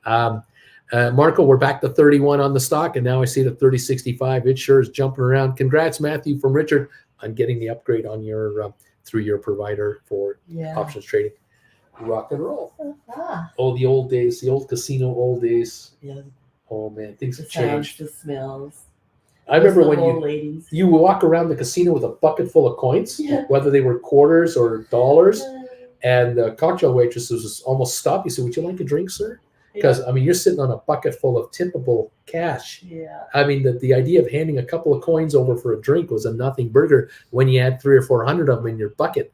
The waitresses knew it. You have to be careful where you put your bucket, though, because people on the other side of your machines could reach through and take money out of your bucket. But that's when they put the dividers. That's in. when they Yeah, put the they made dividers all. in. They had cameras everywhere to make sure Yeah. people got caught trying to do that nonsense. Yeah, Oh, the old days, the old days. It's so impersonal now. It's just so I know. generic. Same. And when people went to shows, you'd see people lining up to get into the shows, and they were all dressed up. Yes. Guys in suits, women in nice long dresses, looking to the nice. Evening gown. Very few shows in Vegas you go to now where they look like that. Vegas has No. completely changed out. It's just not the same. We were so disappointed, I know. weren't we? We were disappointed last year. We went. It was such a downer. So sad. $6.50 for a 1 liter Diet Pepsi plastic bottle in the little store beside the check-in counter. Yeah. $6.50 for a bottle of And we Pepsi. weren't full because it was still too close to COVID. Yeah, that's true. Not that you would know it being in Vegas, because it just looked like Vegas. There were very few people wearing masks. It a was. free for all. It wasn't fun. It was not. I didn't enjoy it very much. Yeah. I found it interesting, but not enjoyable. Really don't want to go back right now. I don't think so. Not necessary to go back at this point. No. The show was good, but it was disappointing that it wasn't a full house. We for them. saw the Beatles show at the Mirage, and but we noticed there were cutbacks in the Yeah. show. We could tell little We things had that they've seen taken it out. before. We could tell that they're not spending the dollars they used to spend Fewer to make the show. performers. Yeah, fewer performers. Sets are a little different. You could just feel it. You just sensed it that this isn't just as glamorous as it used to be. It's not. There's something wrong here. But they were Yeah. all very glad to be back. They were happy to be working. Yes, Yeah, they were the glad. crew, but there weren't as many crew anymore. Yeah, Yeah. they'd cut back staff. Absolutely cut back staff. Yeah. It's still dark out. Yes. Well, yes. Kind of. Yeah. Later sunrises and Yeah. earlier sunsets. Oh, Yeah, and it's we good. noticed the weather around here. I don't know about you guys, but we were looking at our highs and lows for the next week or so. Today, high of 44. Yesterday was 56. It was But wonderful. No snow. Originally, like last week, they were saying we were going to have snow because it's Halloween. We're getting snow 60%, 70% this afternoon. Oh, really? I thought it Well, was just rain. sorry, this morning. This afternoon is supposed to clear up. Oh. So tonight should be all right, but it's going to be in the 30s tonight when they come out. But we noticed for next week, Monday, Yeah. the high, 9 Fahrenheit. The high. It's coming. minus 1 Fahrenheit Monday night next week with snow. Snow doesn't melt at that temperature. It does not melt. It accumulates. No, but we get Chinooks and then the snow. That's not showing here. It's not showing we're getting one. Sooner or later, Chinook will come. Yuck. I think what's going to happen is we're going to go to Plan B here pretty soon. As a matter of fact, I know what's going to happen. Palm Desert right now, 64 degrees. High expected day, 88. What's your point? When we're down to 1 degree Fahrenheit, they're at 81. I think we're going there. Yes, but I think someone needs a new hip, and I think we're going to go there instead. So, but autumn is my favorite season. Yeah, well, it's over. I love autumn. Autumn's over up here. Okay, No. we're gonna enjoy autumn in the desert. Yeah. Green grass, palm trees, swimming pools, movie stars. There you go. Winter doesn't come for months. Oh my God. So what's it going to be today? Grape jelly. There you go. Back to the class. Going to grape jelly today. On a day like today, where GameStop is up 301 to 31.18, and my viewers are getting rich today, I think it's a grape jelly day. It's up. It's GameStop. It's up 301. Oh, 31. I thought everything was red on your. Oh yeah, everything's red, but GameStop is as high as 35 today. Oh, It was up $6 it bucks. has been such an outlier. Oh yeah. Oh, it's completely the opposite. It's a George Costanza It's stock. George Costanza. It's a Vandalay Industries. Yeah. You want to be my latex You salesman. want? I don't think so. Yeah. Okay, thank you. It's crazy. It's wild. It's wacky, but we're gonna have fun. We're gonna have fun. Thank you, everybody. Saying hi to Gen 2. Thank you for that. Let's see. 10 million volume on GameStop. 2.5 pre-split. And can we just talk about SoFi for the next 24 hours, please? 554 up 9. Richard, Coyote rolled one of my calls, raised the strike, brought in 120 bucks. Thank you. Mirko, Larry, Titus changed in the night from Saturday and Sunday, but you're right. We did go back 1 hour. Oscar got in GameStop again. We will see what happens. We're at 31.33, up 316. SoFi at 556, up 11. The Dow down 223. Netflix 294.96, down 76 cents. Tesla down $4. Apple down 253. Waiting for Netflix to break. Waiting for Tesla to probably break lower. Apple is definitely under pressure right now.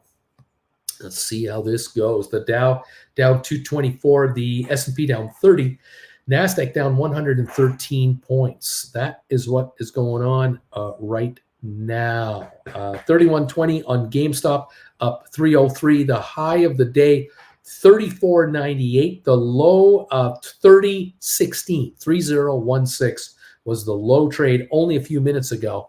And we're back to 31.38 right now. Let's see. Welcome all. Keep an eye on your commentary. We've got Chicago business sentiment lower, dropping month on month. So that continues. We've got, let me double check another thing. I just want to make sure we're absolutely getting the right quotes, because I don't want to be stuck on any kind of wrong systems here. We are down 229 on the Dow.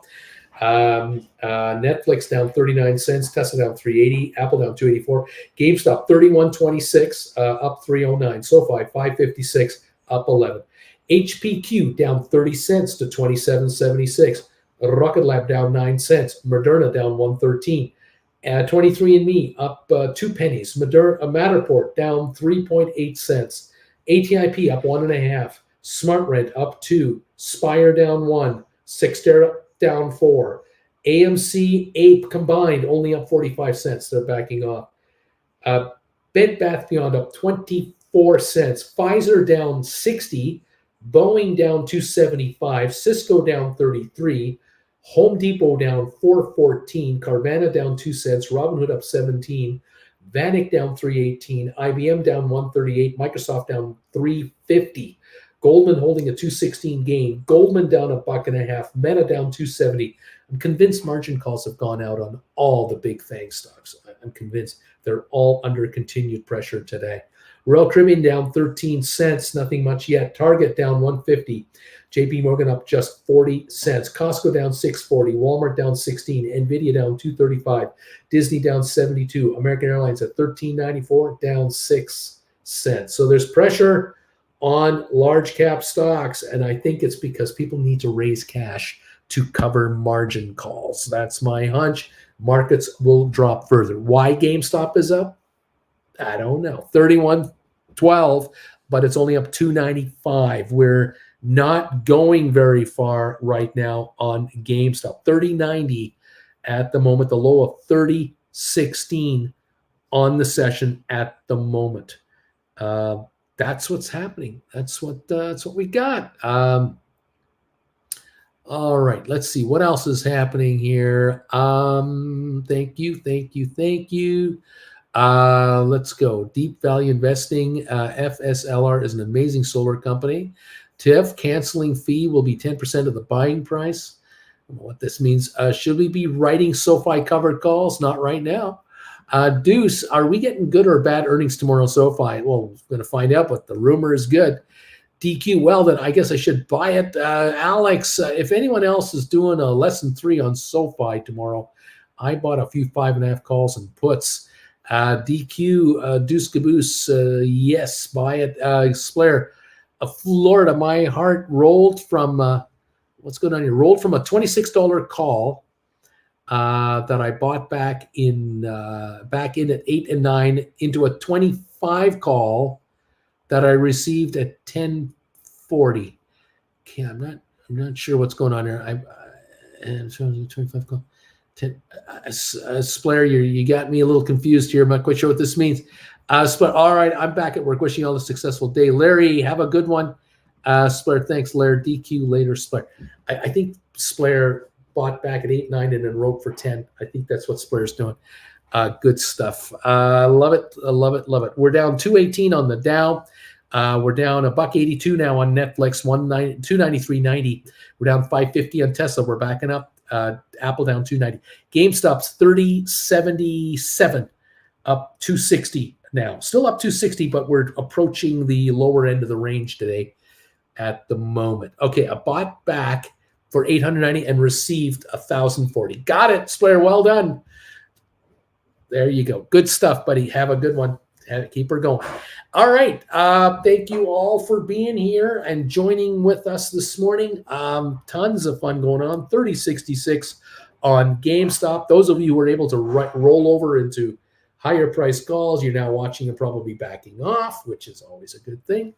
We'll see how this stock wants to react. It's volatile today. There's no doubt about that. We'll see what's going on. Never a dull moment. Alrighty, everybody.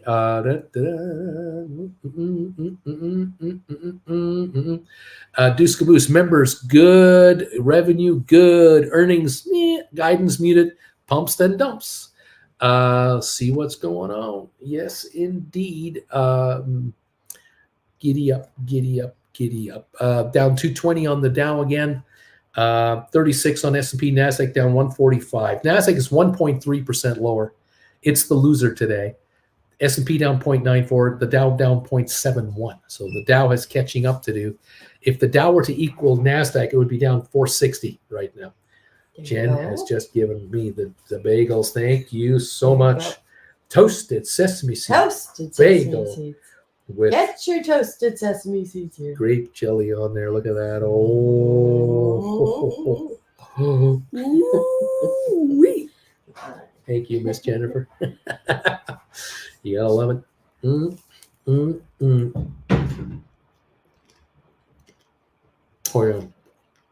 Oh yeah, kids.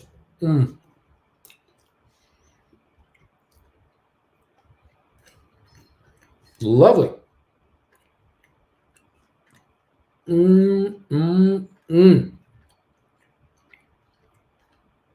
It's all going good.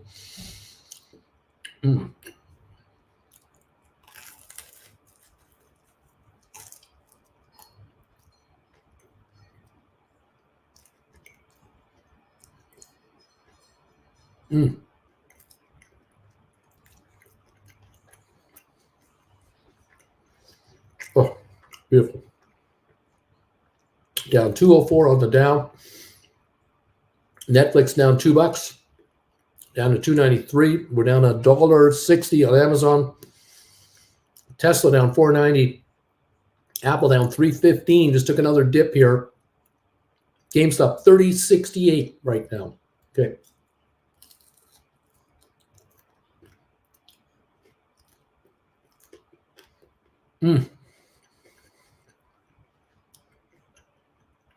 $5.54 on SoFi, up a dime.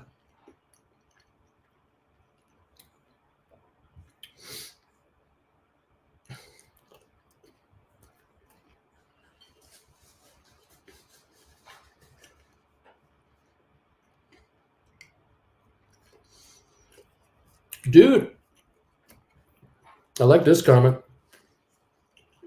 I think I'm learning the option thing. I think I'm learning this. Last month, I was excited when I pulled in $2,600.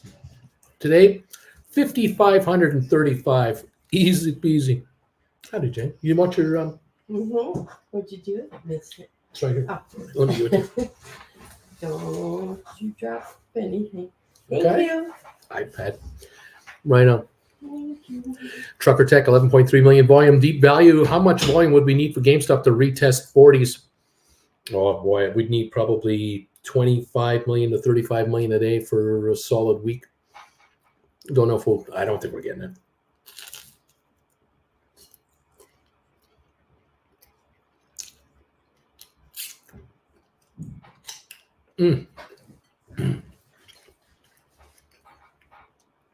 Even if it got there, you would need 5 to 10 million a day to hold it. That's not going to happen. Maybe more. Merkel. Merkel's talking to Blair about the trade. Got it. Got it. Got it. Rock and roll gives. Down 206 on the Dow.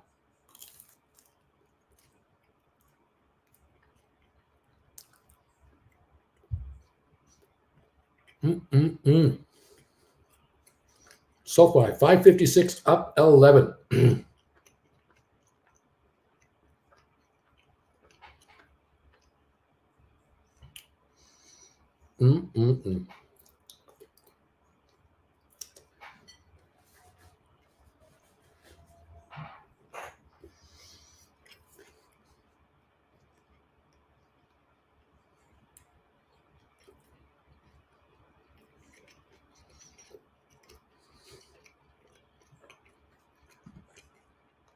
Deuce Caboose, I'm interested most in earnings per share from positive effects of bank charter and total deposits.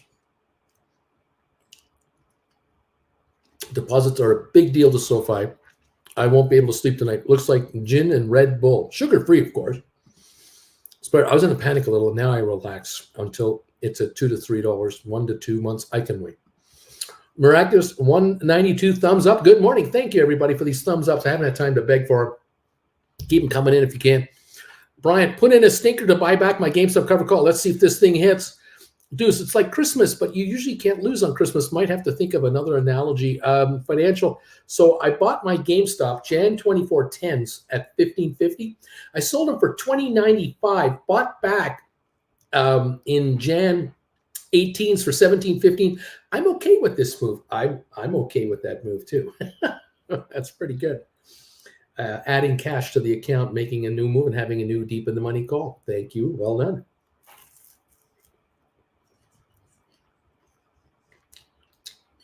Okay.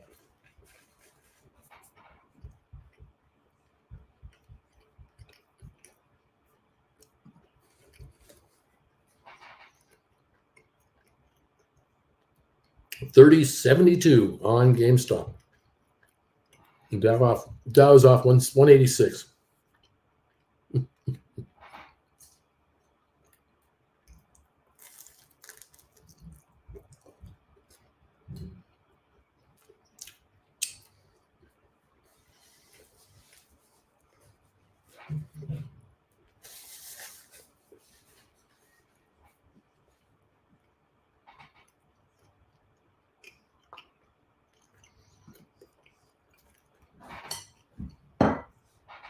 if a poor man covered call option is still within this 90-10 rule range, would you consider buying it during a run like this on GameStop, or wait for it to back off? If the stock is 30.88, where it is a second, and you can buy a contract in the 90-10 rule, I would buy it if you're going to write a contract immediately against it. That's the secret here. You're going to buy this contract and immediately write a $31 or a $32 call for 3 weeks out, a month out, 2 months out for a big premium. You might be able to get, if you can get $5, $6, $7 for a contract, premium, serious premium on a contract. Again, I don't know what the prices are. I am guessing on all of this. It's just a theoretical answer to a theoretical question. But if you can buy a deep in the money call and then write a call against it for a nice percentage hit, 15% of the price of the call you paid, right away, I'd do it. And then just be prepared to roll the contract if necessary, or reposition on the way down if necessary. You're now a trader on this contract, and add it to your arsenal of what you have. Great. Otherwise, starting off, yes. Financial mischief, add one. And I added another year to write against them, Uncle Bruce. Nice financial mischief. That's not only a money gain, a time gain. I like that a lot. Agouti, good question, says DQ. That's a good question. Some of the kind of questions we do in the class. That's what we do.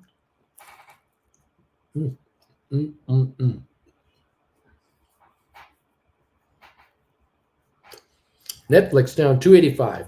290, 287, coming down.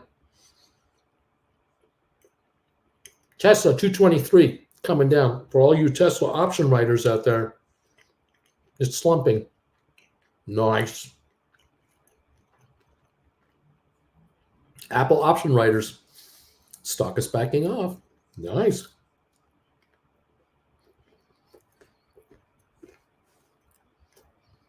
SoFi 559 up 14. Only 10.5 million traded, but we're at 559. Go, baby, go. GameStop, $31 on 11.8 million.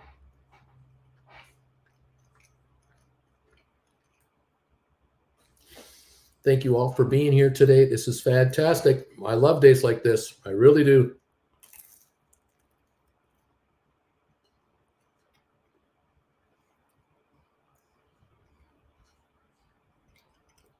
Down 110 on the Dow.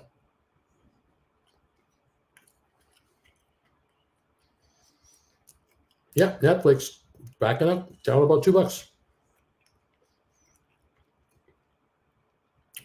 31.10 on GameStop. There you go. 560 on SoFi. Woohoo, we're up 15.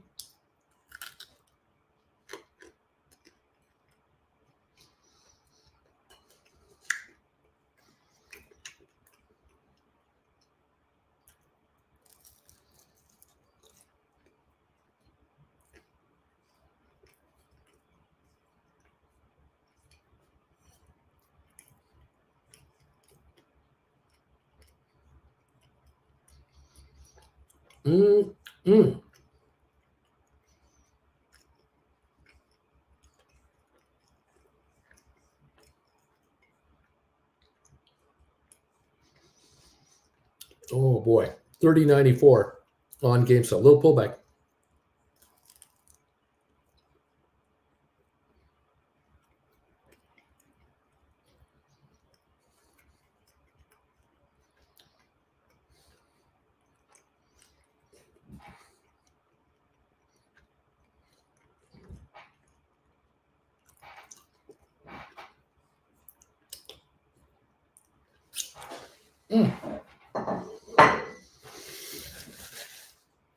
Wonderful.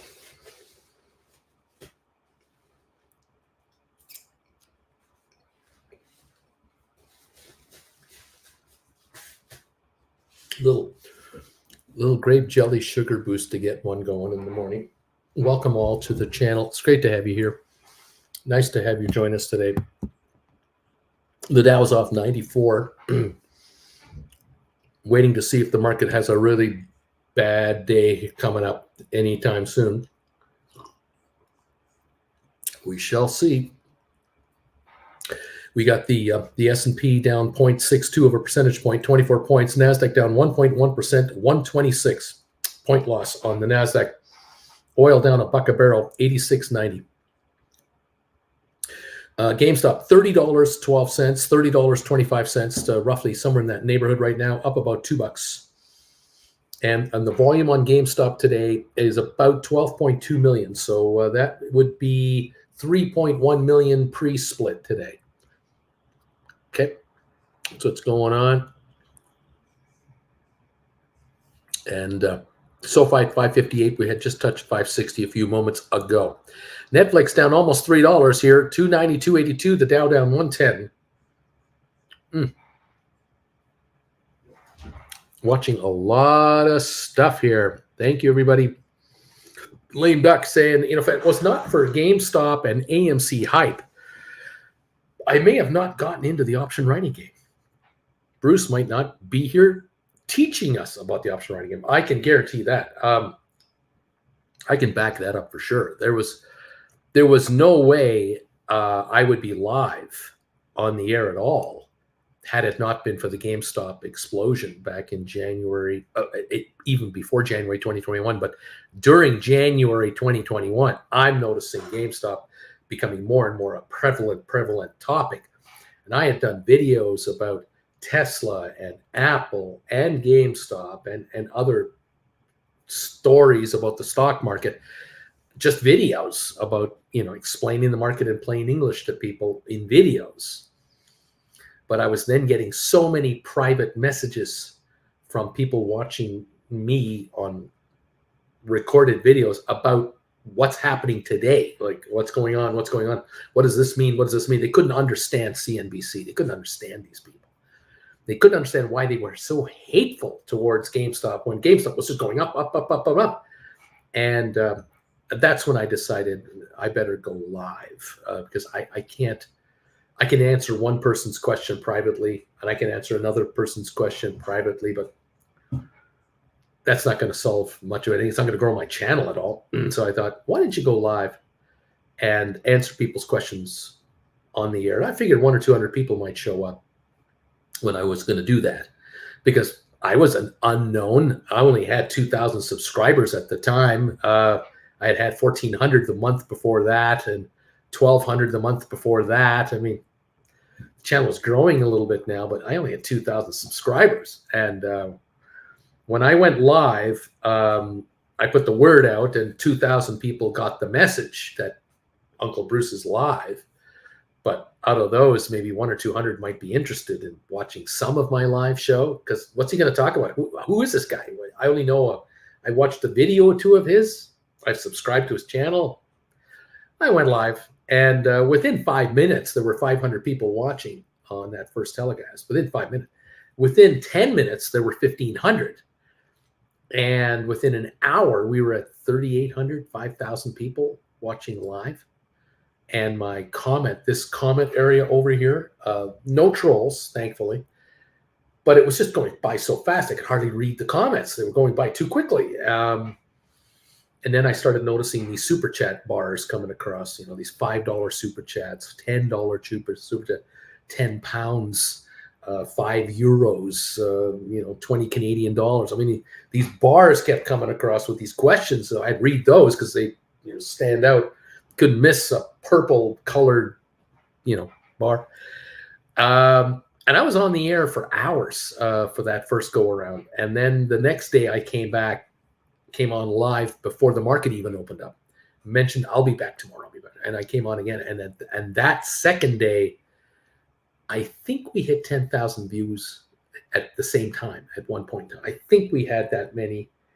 And within the next week, we were pushing 15 to 25,000 viewers live at the same time. I mean, it was just, and I was just answering whatever you wanted me to talk about. It was just me. I'm just reacting to the channel. What do you want to know? I'll try to explain it in plain English. And then it was like, well, what do you think about this? What are your thoughts on that? What do you think is going to happen now? And so now people weren't interested in what does it mean? What's a market order? What does it mean when I put in a limit order? Can I put a limit order and change it? I mean, I was getting the basics of the market, and then it changed. And well, what do you think about AMC? What do you think about Noto and SoFi? And what do you think about this and that? What do you think about these SPACs? What do you think about that? All these questions came over the next few weeks and months. It just exploded. And I quickly realized I've got a unique group here. I have haters, I have lovers, I have independent, I have them down the middle. And then when I started talking about the idea of writing options, that tweaked people, and it really resonated with a select group. And I thought, I could try and compete with, these other YouTube channels that are out there live and talk about the mother of all short squeeze possibilities and how you can turn $100 into $1 million in a week.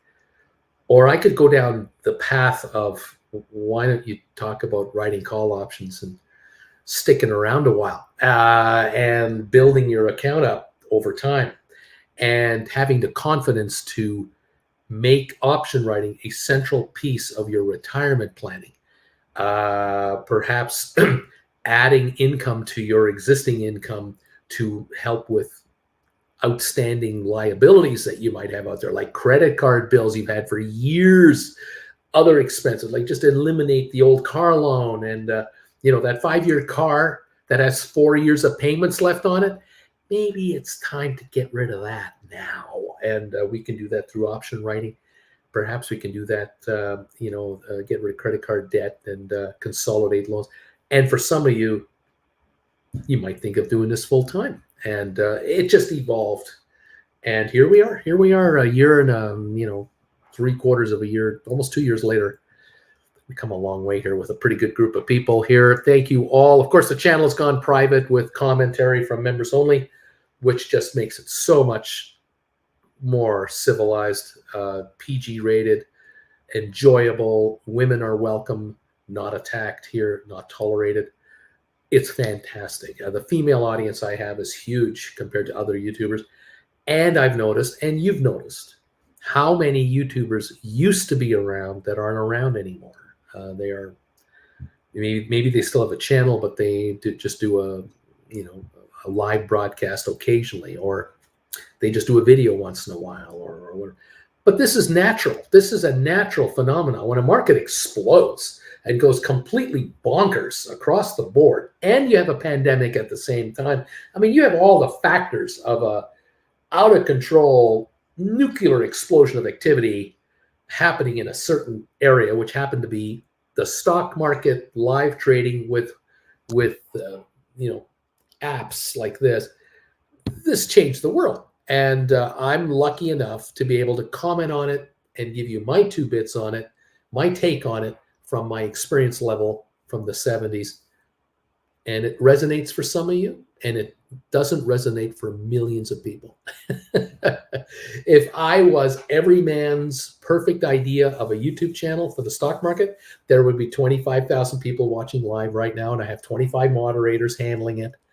That's not the case. We got 292 people here right now, and I will bet you a good chunk of you folks are writing options and making some nice coin. It's really made a difference to you guys, and it's great for me because I can handle this crowd. I guess if we got up to 1,000 viewers, I could probably still handle it, but over 1,000 live viewers at the same time, that's going to be crazy. But they'd all have to be members.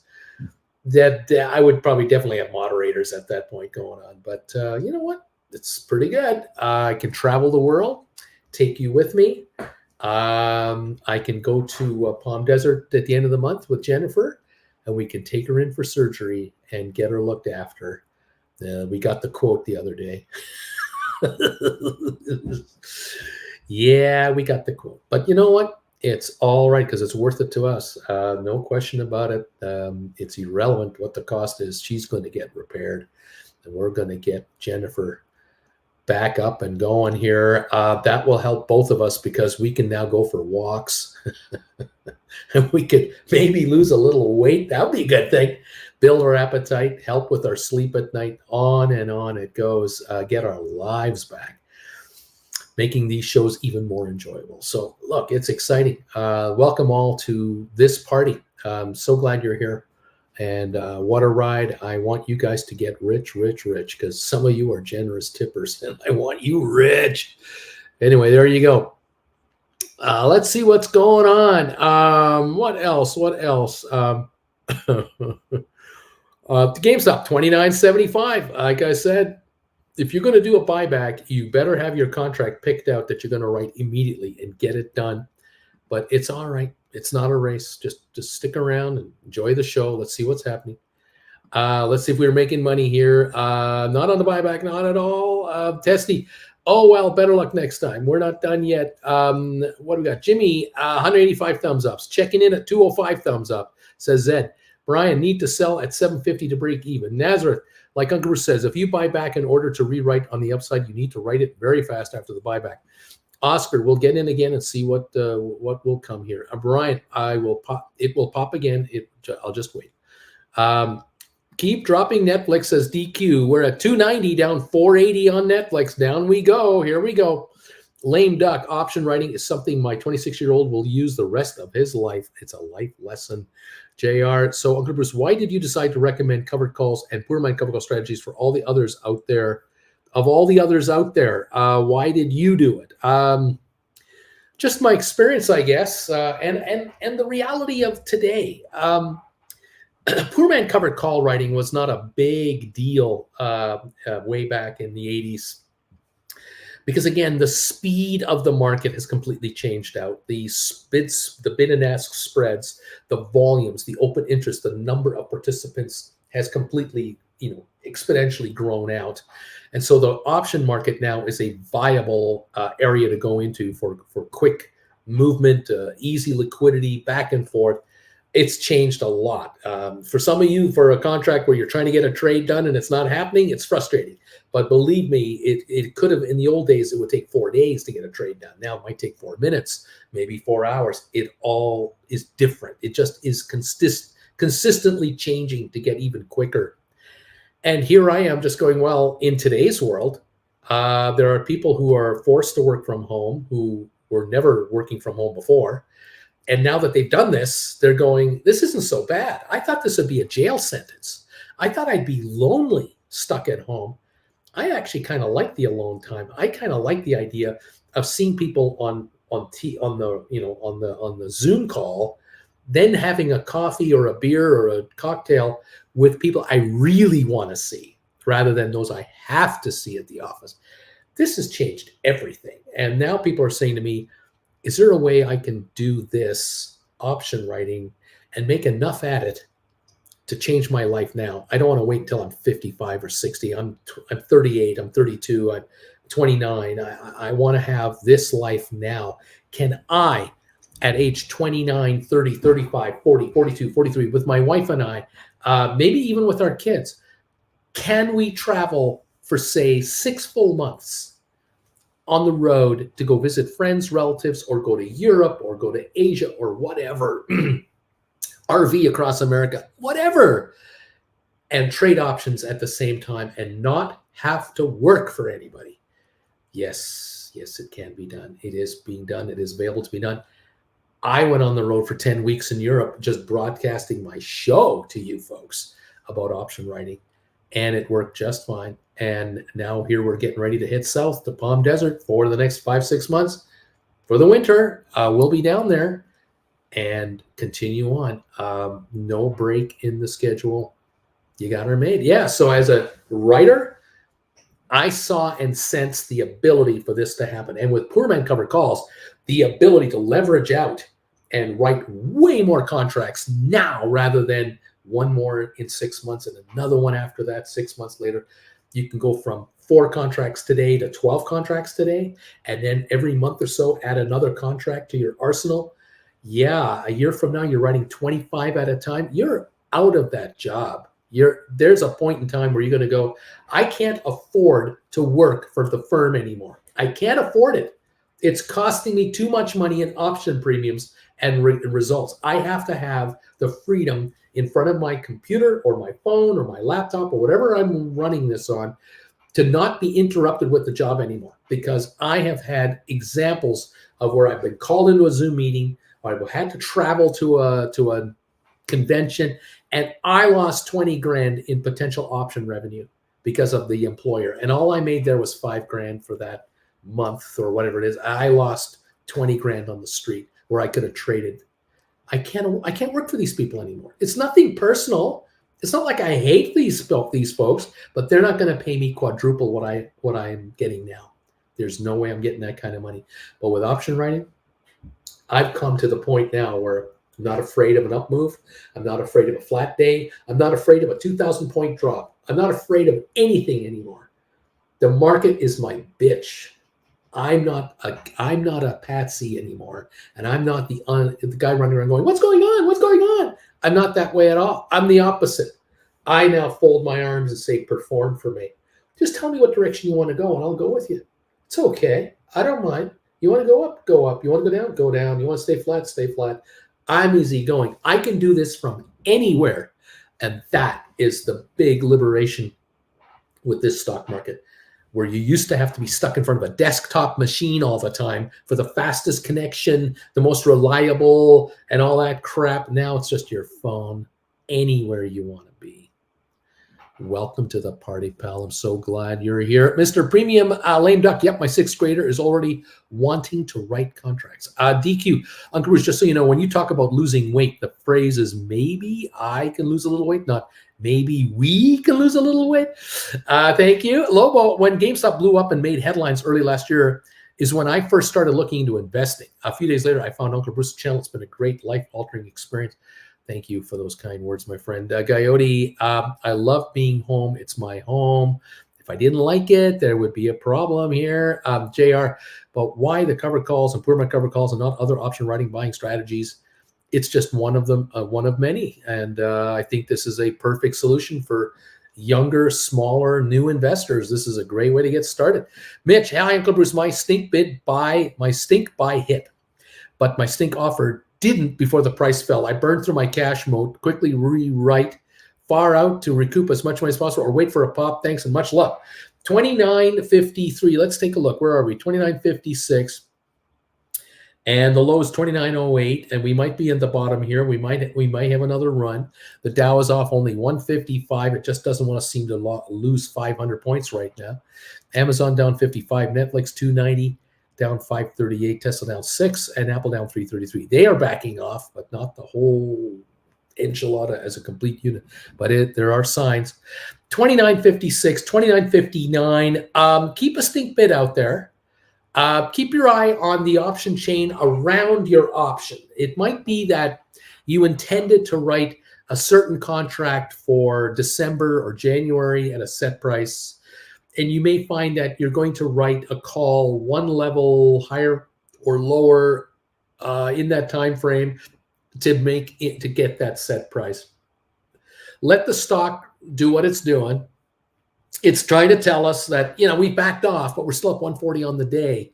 We're not giving it all back. And we all know that these shares will have waves of good or bad moves. Right now, 29.69, there's another dime higher. So be patient. It's frustrating when you can't get that contract written. And this is something I try to highlight as much as I can. You really have to know you can get that other one written. You have to know. And so keep your eye on it. But you got your stink bid in, fine, sit back.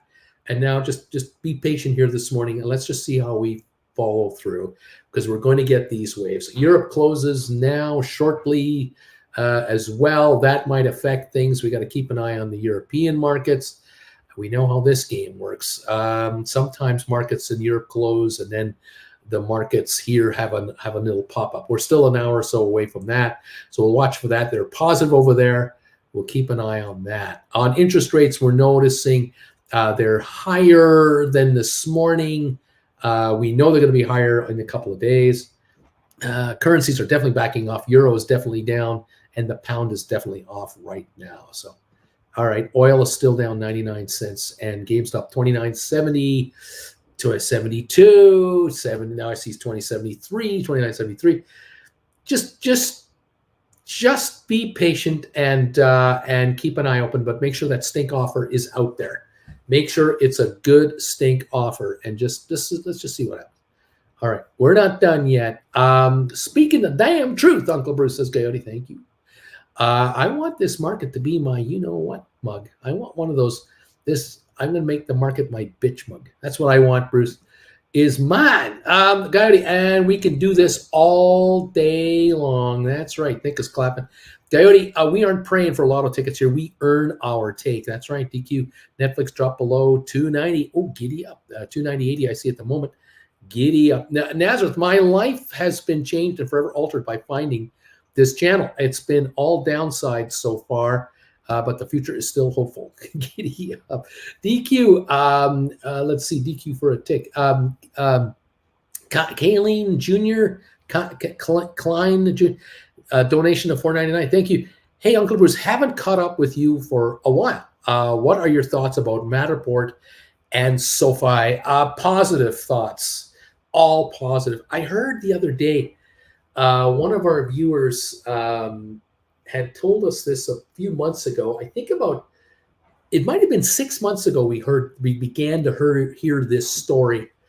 There's a viewer here who has a buddy that is an installer. They install systems for I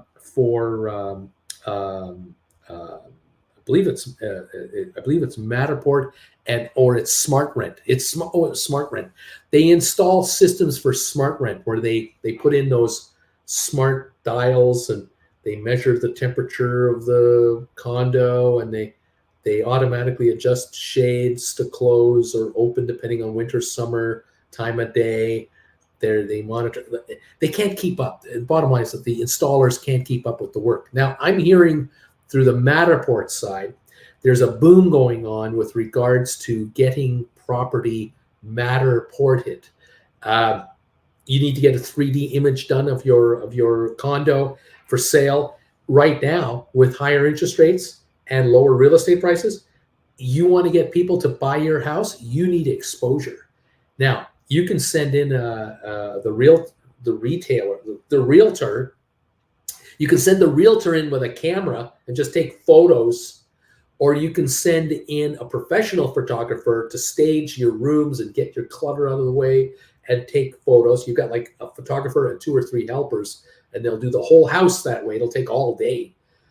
Or you get the house Matterported and you hire the camera person and the stagers, and they clean up, the living room and get it ready for a Matterport shot. And you got that 360 up and down all around view, then the kitchen, and then the family room, the rec room, whatever, all the bedrooms and bathrooms. If you're going to do it with a Matterport system, you're going to get eyeballs. There's no question you're going to get more eyeballs having a Matterport listing than a non-Matterport listing. And if you're a resort hotel and you want to attract people to your holiday resort in the desert or on the beach or wherever you are in the mountains, get it Matterported, and you are going to get a whole lot more visitations from people who really know what they're coming to. Because there's nothing worse than having people show up at your resort and are instantly disappointed at how filthy the living room is or the lobby is, how worn out everything looks to be. You can't have that. You've already started everything on the bad foot. You don't want to go there. You want them blown away at your listing the minute they see you, and they can't wait to get there. This is what Matterport's about. I think that business is on the cusp of just phenomenal results. They're growing their business. They're growing their systems. They're growing their monthly revenues, and they got a bunch of money in the bank. So they're in great shape. SoFi, we love SoFi on this channel. Absolutely love it. Watched the game last night, Sunday Night Football, SoFi Stadium. Results come out tomorrow morning before the opening bell. We're excited about that. We're long-term bulls on SoFi. We just love it. It's $5.52 right now. It's underpriced dramatically based on where we think it can go to. But you know what? The results will speak for themselves. And so stick around for the show. We like what we see here. Brian, Mitch, I feel you, buddy. I'm going to wait. I'm going to wait it out and see what happens. We have a couple of days, I think, until Federal Reserve speaks. 30.04 on GameStop. We're back over 30. So whoever's trying to write those contracts, keep the drive alive. Nazareth, Brian, Fed rate tomorrow. No, I think it's Wednesday. Brian, never mind. Everybody panic. Credit. Mitch, look at the open interest and volume. The more open interest and volume per day means the more those contracts trade. Mr. Premium of the option, IMO, I think that because Matterport is connected to real estate, that it will be down for a while. I think the opposite. I think with real estate down as much as it is, they're going to get way more business because you're competing against thousands of other listings for attention. You offer a Matterport tour of the house, you have a better shot at selling it. That's my opinion. Mitch, $2 donation. Thank you. Appreciate the wisdom. Thanks again. I appreciate these super chats, everybody. Thank you very much. Remember, if real estate's going down as far as sales goes, guess what goes up? Rentals. The rental interest. And guess what landlords are doing? Using Matterport to show off their apartments. So if you have an apartment block, you've got a group of what look like townhomes in a complex, you can get the whole complex Matterported. You're going to get all the townhomes Matterported. So they say to you, unit number 305 is available for rent. You can go and look at a Matterport of unit 305. Not 315. No. 305, the one you want, the one that's available. They'll Matterport every one of them. This is a years-long upgrade project that's going on here with all these property owners. This is huge. And for insurance, you've got to have your property Matterported. For renovations, you got to have it Matterported. It's massive. This business isn't just real estate listings. If I misled any of you to think, oh, it's just a real estate thing. No, it is huge. Retail stores use Matterport to lay out different floor plans. If you are a manager of a Walgreens and right after Halloween, you're going into Christmas decoration product and all that stuff, you got to get the Halloween candy out and get the Christmas stuff in. You're being sent Matterport files to look at today already, showing you as soon as Halloween is over, get that crap out of there, box it up, get into the back to the warehouse because it's going to be sent back to where it's going. You've already received your Christmas stuff. Here's the layout. They've already seen it. They already know the layout of the store, exactly what their location has to look like because the regional manager is coming here in 2 days to take a look at it, make sure you did it right. Get giddy up. Matterport, man, it's huge. Credit Savage, I'm loading up on Matterport and so far. I want to have 10,000 of each of our stocks and Disney, Roblox, and AI. The Credit Savage. Uncle Bruce, 2 weeks ago, I took a job that had me with a crew of cameramen and video engineers. And guess what the gear was that they love working with? Matterport. These are top level folks. So I smile. You gotta love this. As now there's the Fed decision will come at 2 p.m. on Wednesday after 2 days of talks among members of the Federal Open Market Committee. Right, Nazareth, you are right, Uncle Bruce. Matthew, Matterport does 3D images of your house. My aunt had it done. It looked amazing. Credit, they were talking about events and how they take that gear and get specs done. And instead of guessing where they're able to see how big a venue is and where their cameras and gear will go in event plans, there's no guessing. Matterport is precise to the inch. It's huge. This is for big events, small events, retail store floor plan layouts, pharmacy layouts, clothing stores, endless hotels, cruise ships will all be Matterported within the next couple of years. Every single cruise ship from every single cruise line will be Matterported, including your cabin. If you're thinking of renting cabin 9182 on the 9th level, they will have it Matterported. So you will see your balcony cabin on Matterport before you even book it. And when you get there, you're going to go, oh, this is exactly what it looked like. No surprises. It's not a stock image of what a balcony cabin looks like. No, it's your balcony cabin. This is where we're going. This is the future. The digitization of real estate, of retail, of renovations event planning, and more and more. There's no end to this. We have only scratched the surface at this point. It is so early in the game. And anyone that owns Matterport now and buys it now, you stick around 5 years, you're not going to recognize the price of the stock. You're going to make a killing on this thing. But you got to believe in the future. Up to you. Lobo Less Savage, did you already post your daily covered call tip of the day? Credits, Savage. Event planning is $1 billion industry. Think the Oscars, MTV, Music Awards, BET Awards, Emmys, and that's just national. Imagine small scale events too. Rich people love events. Charity dinners, high school proms, community whatever events. The library wants to do something. They're going to Matterport the world because people are going to be able to contribute into the event remotely based on the Matterport files that they're sharing between each other. This is massive. This is beyond what we know. The problem for us is we're so old school. Those of us in our 30s and 40s, 50s, 60s now, we're so old school. We're only used to looking at photographs of a real estate listing where you see the front of the house, then you see the front door, and then you see the living room from a couple of angles and the dining room and the kitchen, and the lighting is garbage and there's glare coming in from the window and you can't make out what's east and west and north and south. And it's just crap. And then when you get to the house, you go, oh yeah. Oh, there's that. Yeah, okay. Well, what's this? At Matterport. Matterport is where it's going.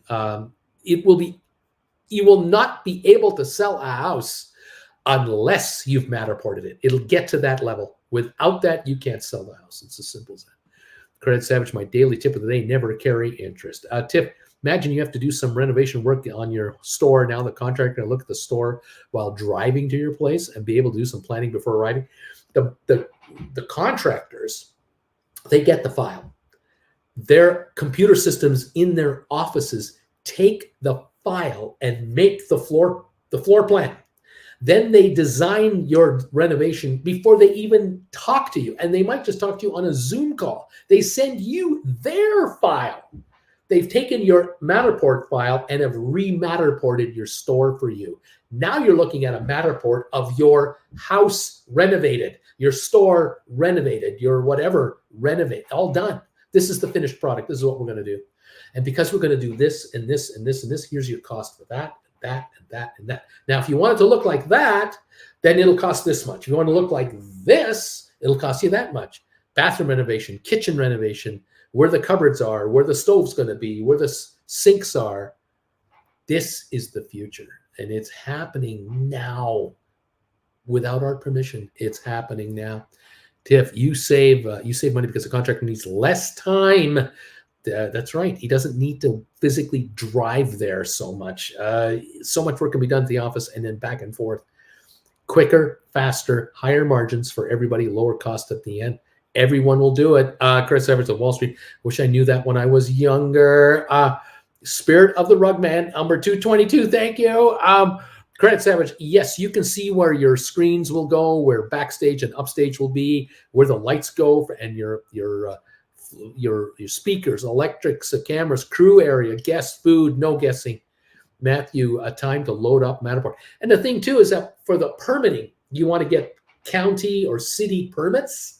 You got to show these people where the bathrooms are. You got to show them fire suppression equipment. You have to show them emergency exits. You have to show them parking, the layouts of the parking lot, drop off and pick up for mass transit. This is all to be Matterported. And that's why all these different event partners that you have, your vendors, they will be Matterported the plans as to where your food counters can go.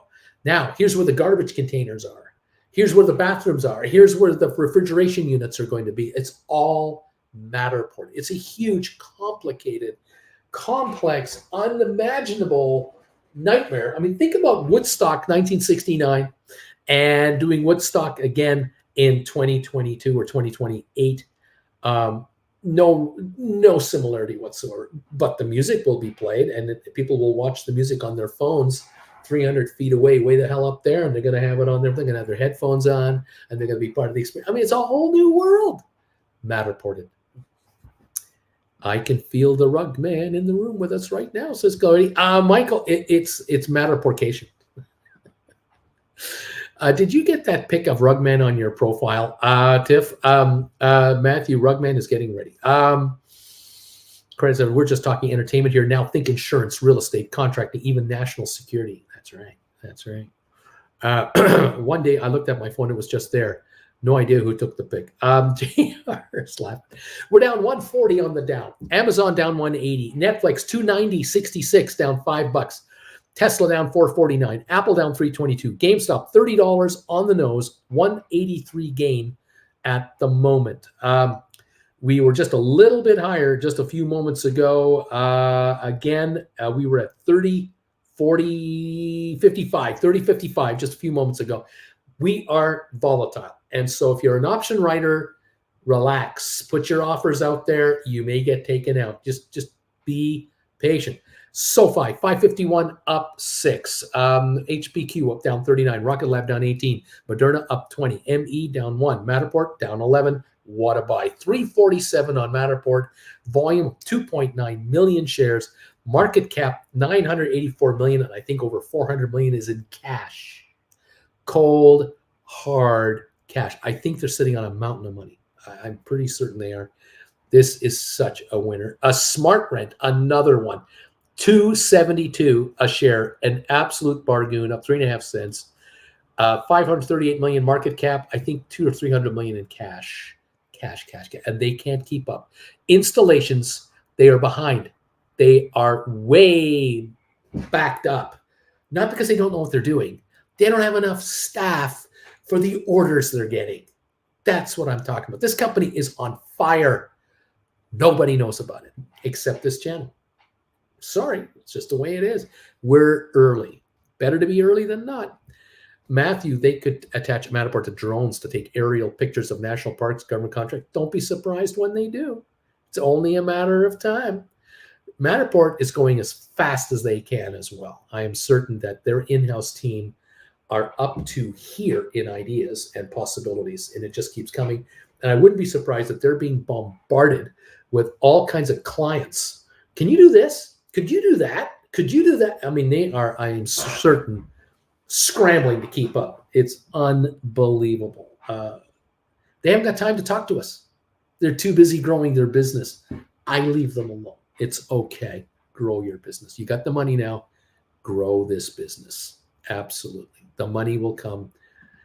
Oh, it's going to be so much fun. Thank you, everybody, for popping in here. Those of you who have made donations to show up at class this weekend, I thank you very much.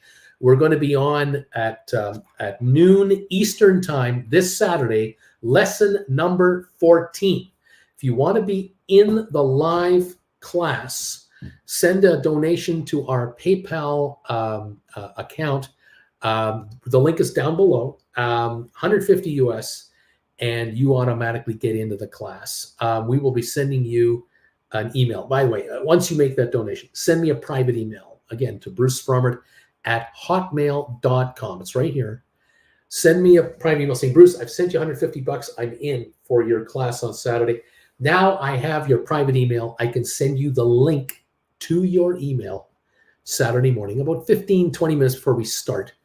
You'll get the link, and then you can pop in right here to what you see right now with us together, and you can join us and join the class, and away we go on Saturday. It's always fun. Live classes are great. After the classes are done, we will send it off to our editor, and we'll get Emily on it, and then we'll have the edited version of the class on the website later in the week. You will then receive, through your private email, an exclusive link to the edited class. And now for the $150 price, you are in the class and you have a permanent copy of the edited version of the class. For those of you who've just joined us in the last hour or so, we weren't here in the first bit, to let you know, we have raised the price of classes effective next Monday. So starting Monday, October 6th, Classes will go up in price from the current $100 level to the $150 level. So anyone who wants class number 1 to 14 starting next week, Monday, $150 is going to be the price of the classes going forward. It's our first ever price increase, and we'll get that through. It's a bargain. If you are watching what these folks are doing here, you are noticing how folks are bringing in thousands of dollars in premiums. You want to know how to write options? Hang around with this channel. Take the classes at your leisure. At the moment, you can buy them for $100 each, as many as you want. If you buy all of them, you don't have to watch all of them the minute you get them. You got the links. You can now take your time and enjoy the classes one by one when you want going forward. If you want to lock in the $100 deal, buy them between now and Sunday of this week, this coming Sunday. After Sunday next week, they're $150 a piece. Just so you know, we've been warning of a price increase now for about 2 or 3 weeks. Congratulations, everybody, for being here. Really enjoyed this show. I hope you're making money today. I think you will. This is going to be fun. Fun show today, says Bama Babe. Thanks, Uncle Bruce, for all your hard work. Thank you, Bama Babe. Keep it going out there. What's cooking, Wendy? What's the subject of the class?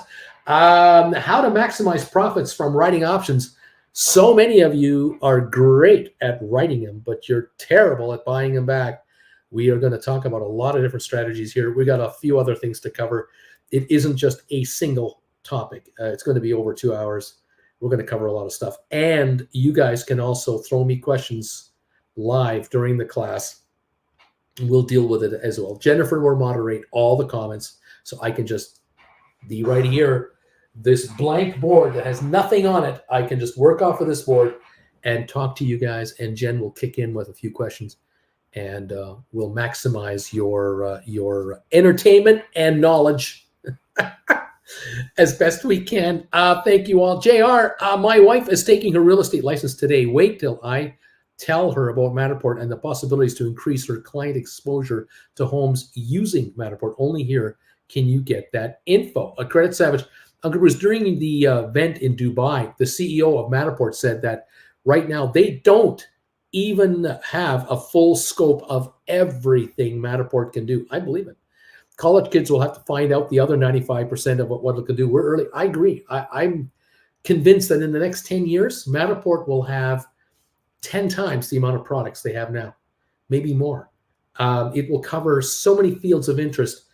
I'm thinking of oil refinery redos. If there's an accident, think about this. There's an accident at an oil refinery. Pipes get blown out and stuff. They get the fire out. Then they put the drone up and they Matterport the scene. And now they can redesign the rebuild of the place. I see that. Mines, open pit mining in the middle of nowhere, send up the drones and get all that Matterported, and then literally, impose into it the mill, the roadway in, the pits, the everything. I mean, huge, mega billion-dollar projects will be Matterported before they're even built, and they will pay heavily for this because all partners involved in the building of a mine or the building of a suspension bridge or the building of tunnels or the building of whatever is going to be built will all be given files from this Matterport thing. They will all be happy to get it. This is why whoever uses the Matterport will be happy to pay the price, because it's so much cheaper to give them all a 3D version of the finished project so they can zero in on their part of it. And they understand how they fit the big piece. It's massive. This is global. This is not a local thing. So you can have an engineering firm in Boston, a drafting company in Amsterdam, another construction company in Dubai, a group out of Hong Kong, another group out of Sydney, Australia, all in a nanosecond get the files and see the whole project and understand how they fit in. Now they can contribute into the cause. Huge. Matterport will earn billions of dollars. It will be digitizing everything globally for decades. Decades. Not existing buildings. Yeah, those, but future buildings as well, and renovated existing buildings and structures and factories and plants. And there's no end to it. No end to it. JR, I'm very interested in knowing more about rolling positions. Please cover that in your classes. It's something that will help us all increase our returns. Credit Savage, I'm so glad I bought my classes when Uncle Bruce sold for the price of 3. Love a good deal. It was like buying SoFi at 485. Deuce, Mike, your 2750 GameStop is coming back down. 3004 on the stock. Credit Savage, thank you, Uncle Bruce, and have a good day. Hope the whole bagel gang has a great day. Took advantage of these little pops. Richard, neat. James, hey, Bruce, bought a class a few days ago and haven't received anything. I can't remember from the last time I bought a class if there's something else I need to do. Send me a private email and tell me when you bought the class and which one, and I'll figure it out. I'll get you a link, okay? Send me a private email for that. Matthew, they could also use Spire for weather mapping, so they know the best time to send the drone into the air. From up, yeah, that's right. That's right. Deuce Caboose, yep, no fear. Of course, with Matterport, if you're going to build a new subdivision outside of town, you're going to put up 500 houses, you're going to put up a bunch of condos and a bunch of townhomes. The entire complex has to be Matterported. Then each unit build, each house, each condo building. What about Matter? What about smart renting the whole thing? Yeah, it'll be smart rented, which will be Matterported. Matterport will highlight the smart rent of every unit so that the landlord or the developer, the management company that manages all the condos or all the townhomes that are being rented out, you've got those folks with everything Matterported, which includes smart renting the entire complex. It's humongous. We have not touched anything, and you can't find, almost impossible for you to find research right now on Wall Street about what I'm telling you about. They don't care because Matterport will make Wall Street zero money this year. Smart Rent will make Wall Street zero money this year. They don't need any cash. They don't have to raise bond money. They don't have debts to pay off. They're sitting on cash with no debt. They're growing their business like this. These guys are in like a pre-IPO stage, but they're publicly traded through a SPAC. They avoided Wall Street and all the gunk over there. They didn't take their company public at $40 a share. They are taking their company public as a growing embryo coming out into its own. By the time Wall Street gets it, the stock's $30 a share. That's the deal. And you guys are in on a pre-IPO pricing. Just keep picking it up. That's it. I need to buy more Matterport, says Nick. Deuce, Mike H, send Uncle Bruce, you want the merch shipped. Send Uncle Bruce where you want the merch shipped. Nick, what time are pre-market earnings released? Could be half an hour before. I'll be talking about it tomorrow morning. I'll be talking about SoFi's earnings before we trade. So stick around here, and others will send me the info. I'll just relay it to all of you. The pre-alert show, if you're a Gold Bagel member, of course, you'll get that first. And then if you're on here at 8:30 in the morning, we'll talk about it. Join me later today, 3 o'clock Eastern time, for the final hour of trading today. 30:21 now on GameStop. It's coming back on again. Those of you who want to write options, who've done some buybacks, keep your eye on this market. Keep your stink offers out there. Expect volatility. Just expect it. Accept it. Relax. It's okay. And we'll figure out the end game. But let the stock move to where you want it to be, and just breathe. Breathe and take it easy. We're here to make money, and we don't have to make it in 5 minutes. It's nice when we do, but that's not how it works. What's cooking, Wendy? I started medical leave today. Now I have time to rewatch the classes and trade more freely. Always look on the bright side of life. Matthew, I'm hoping for 6.5 on SoFi. Boy, I'd love to see that and more. Much, much more. Thank you all. Catch you this afternoon here. We're at 554 on SoFi. We're down 55 or so on the Dow. And Netflix is down to 290.86. We'll keep the drive alive. I'll see you guys at 3 o'clock this afternoon. Let's make some more money. Okay, thanks, guys. Thank you all. Michael, I'm thinking more like 8 on SoFi. Do I hear 850? Do I hear 9? Talk to you later, guys.